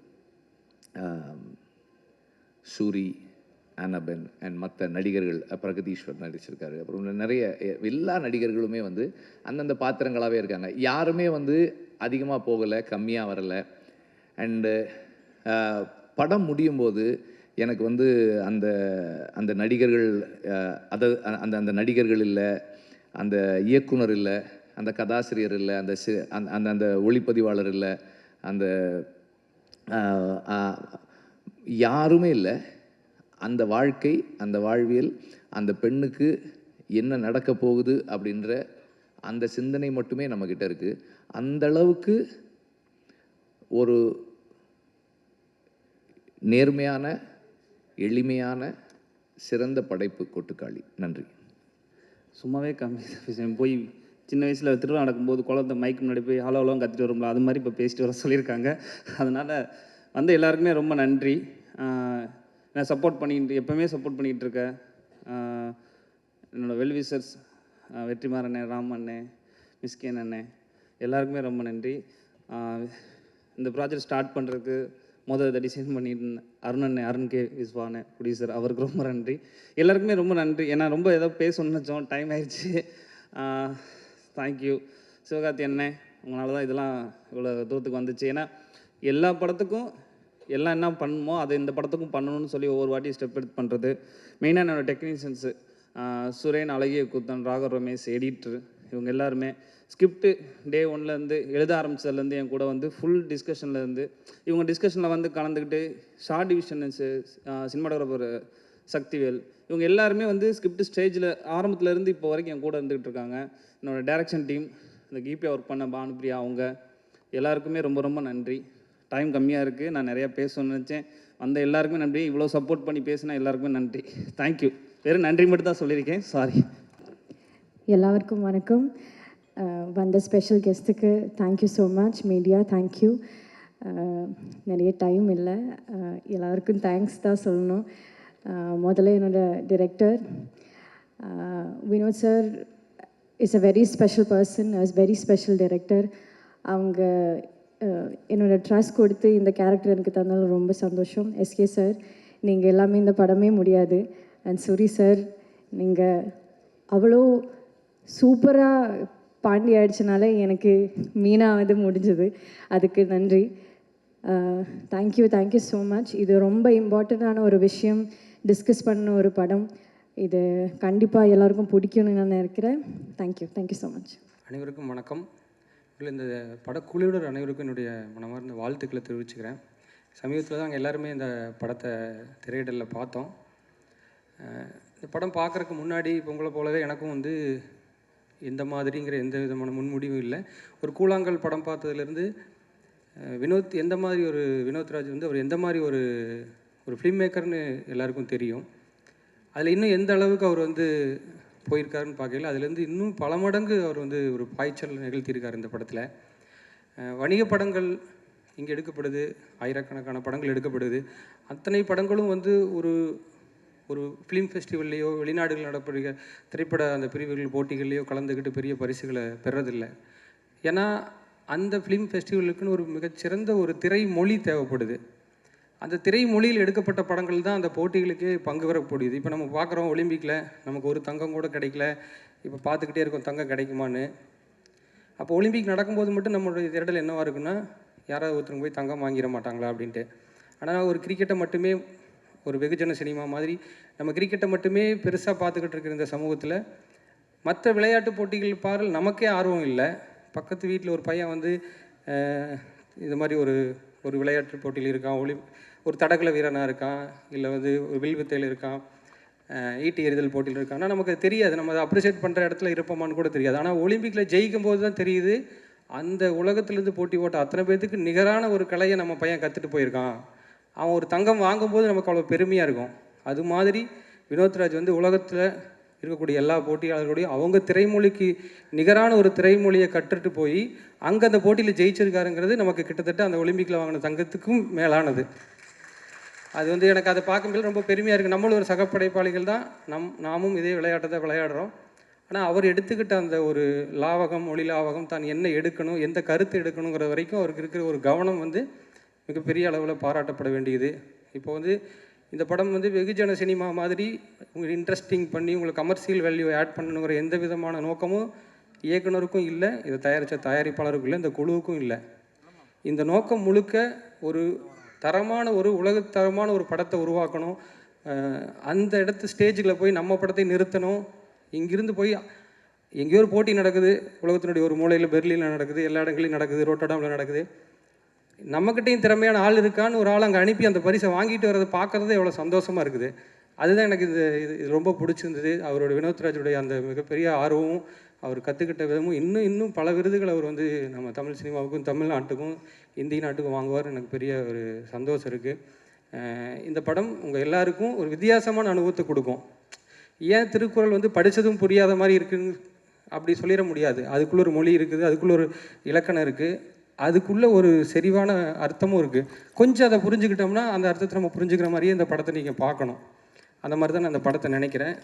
இந்த படத்தை தயாரித்த சிவகார்த்தின் அவர்களுக்கு மிகப்பெரிய ஒரு பாராட்டுக்களை தெரிவிக்கணும். ஏன்னா இந்த மாதிரி ஒரு படத்தை எடுத்ததன் மூலமாக மிகப்பெரிய ஒரு வியாபார பலனை ஒரு பெறப்போகிறது கிடையாது. இந்த படம் எடுத்ததுனால கிடைக்கக்கூடிய மிகப்பெரிய ஒரு பெருமையை வந்து அவர் இந்த படத்தில் அடைஞ்சிருக்காரு. நிச்சயமாக இந்த படத்தை உருவாக்குனதுக்காக அவர் வந்து நிச்சயமாக வாழ்நாள் ஒரு மிகப்பெரிய பெருமையான ஒரு செயலை நான் நினைக்கிறேன். அவருக்கு என்னுடைய பாராட்டுக்கள். இந்த படக்குள்ள அத்தனை பேருக்கும் பாராட்டுக்கள். இருக்கக்கூடிய டெக்னீஷியன், லைவ் சவுண்டு, இப்போ நம்ம பார்க்கல சூரியனை பேசுனது டப்பிங்கில் பேசலை, அவர் ஸ்பாட்லேயே அப்படி பேசியிருக்காரு. அதை பார்க்கல அவரோட உழைப்பு வந்து மிரட்சியாக இருக்குது. அவர் இந்த படத்தில் அவர் காட்டியிருக்கக்கூடிய ஒரு முகம்ங்கிறது வந்து இந்த உலகத்தரமான படத்தை வினோத்ராஜ் எடுக்கிறதுக்கு நானும் அதே மாதிரி ஒரு உலகத்தரமான ஒரு நடிப்பை கொடுக்குறேன்னு அவர் பண்ணியிருக்கிறது பார்க்கல ரொம்பவே ஒரு பெருமையாக இருக்குது. நம்மக்கிட்ட வந்து இப்படியான படம் எடுக்கிறதுக்கு இன்னும் நிறைய பேர் வருவாங்க. இந்த படம் அதுக்கு ஒரு மிகப்பெரிய படிக்கல்லாக இருக்கும். வினோத்ராஜுக்கு பின்னாடி இன்னொரு பெரிய படையே கிளம்பி இன்னும் கேன்ஸ்லேயும் ஆஸ்கர்லையும் எல்லா விருதுகளையும் நாளைக்கு வாங்கிட்டு வர்றதுக்கு இந்த படம் ஒரு முதல் படியாக இருக்கும்னு நான் வந்து நினைக்கிறேன். இந்த படத்தில் நடித்த அத்தனை பேருக்கும் என்னுடைய வாழ்த்துக்கள். நன்றி.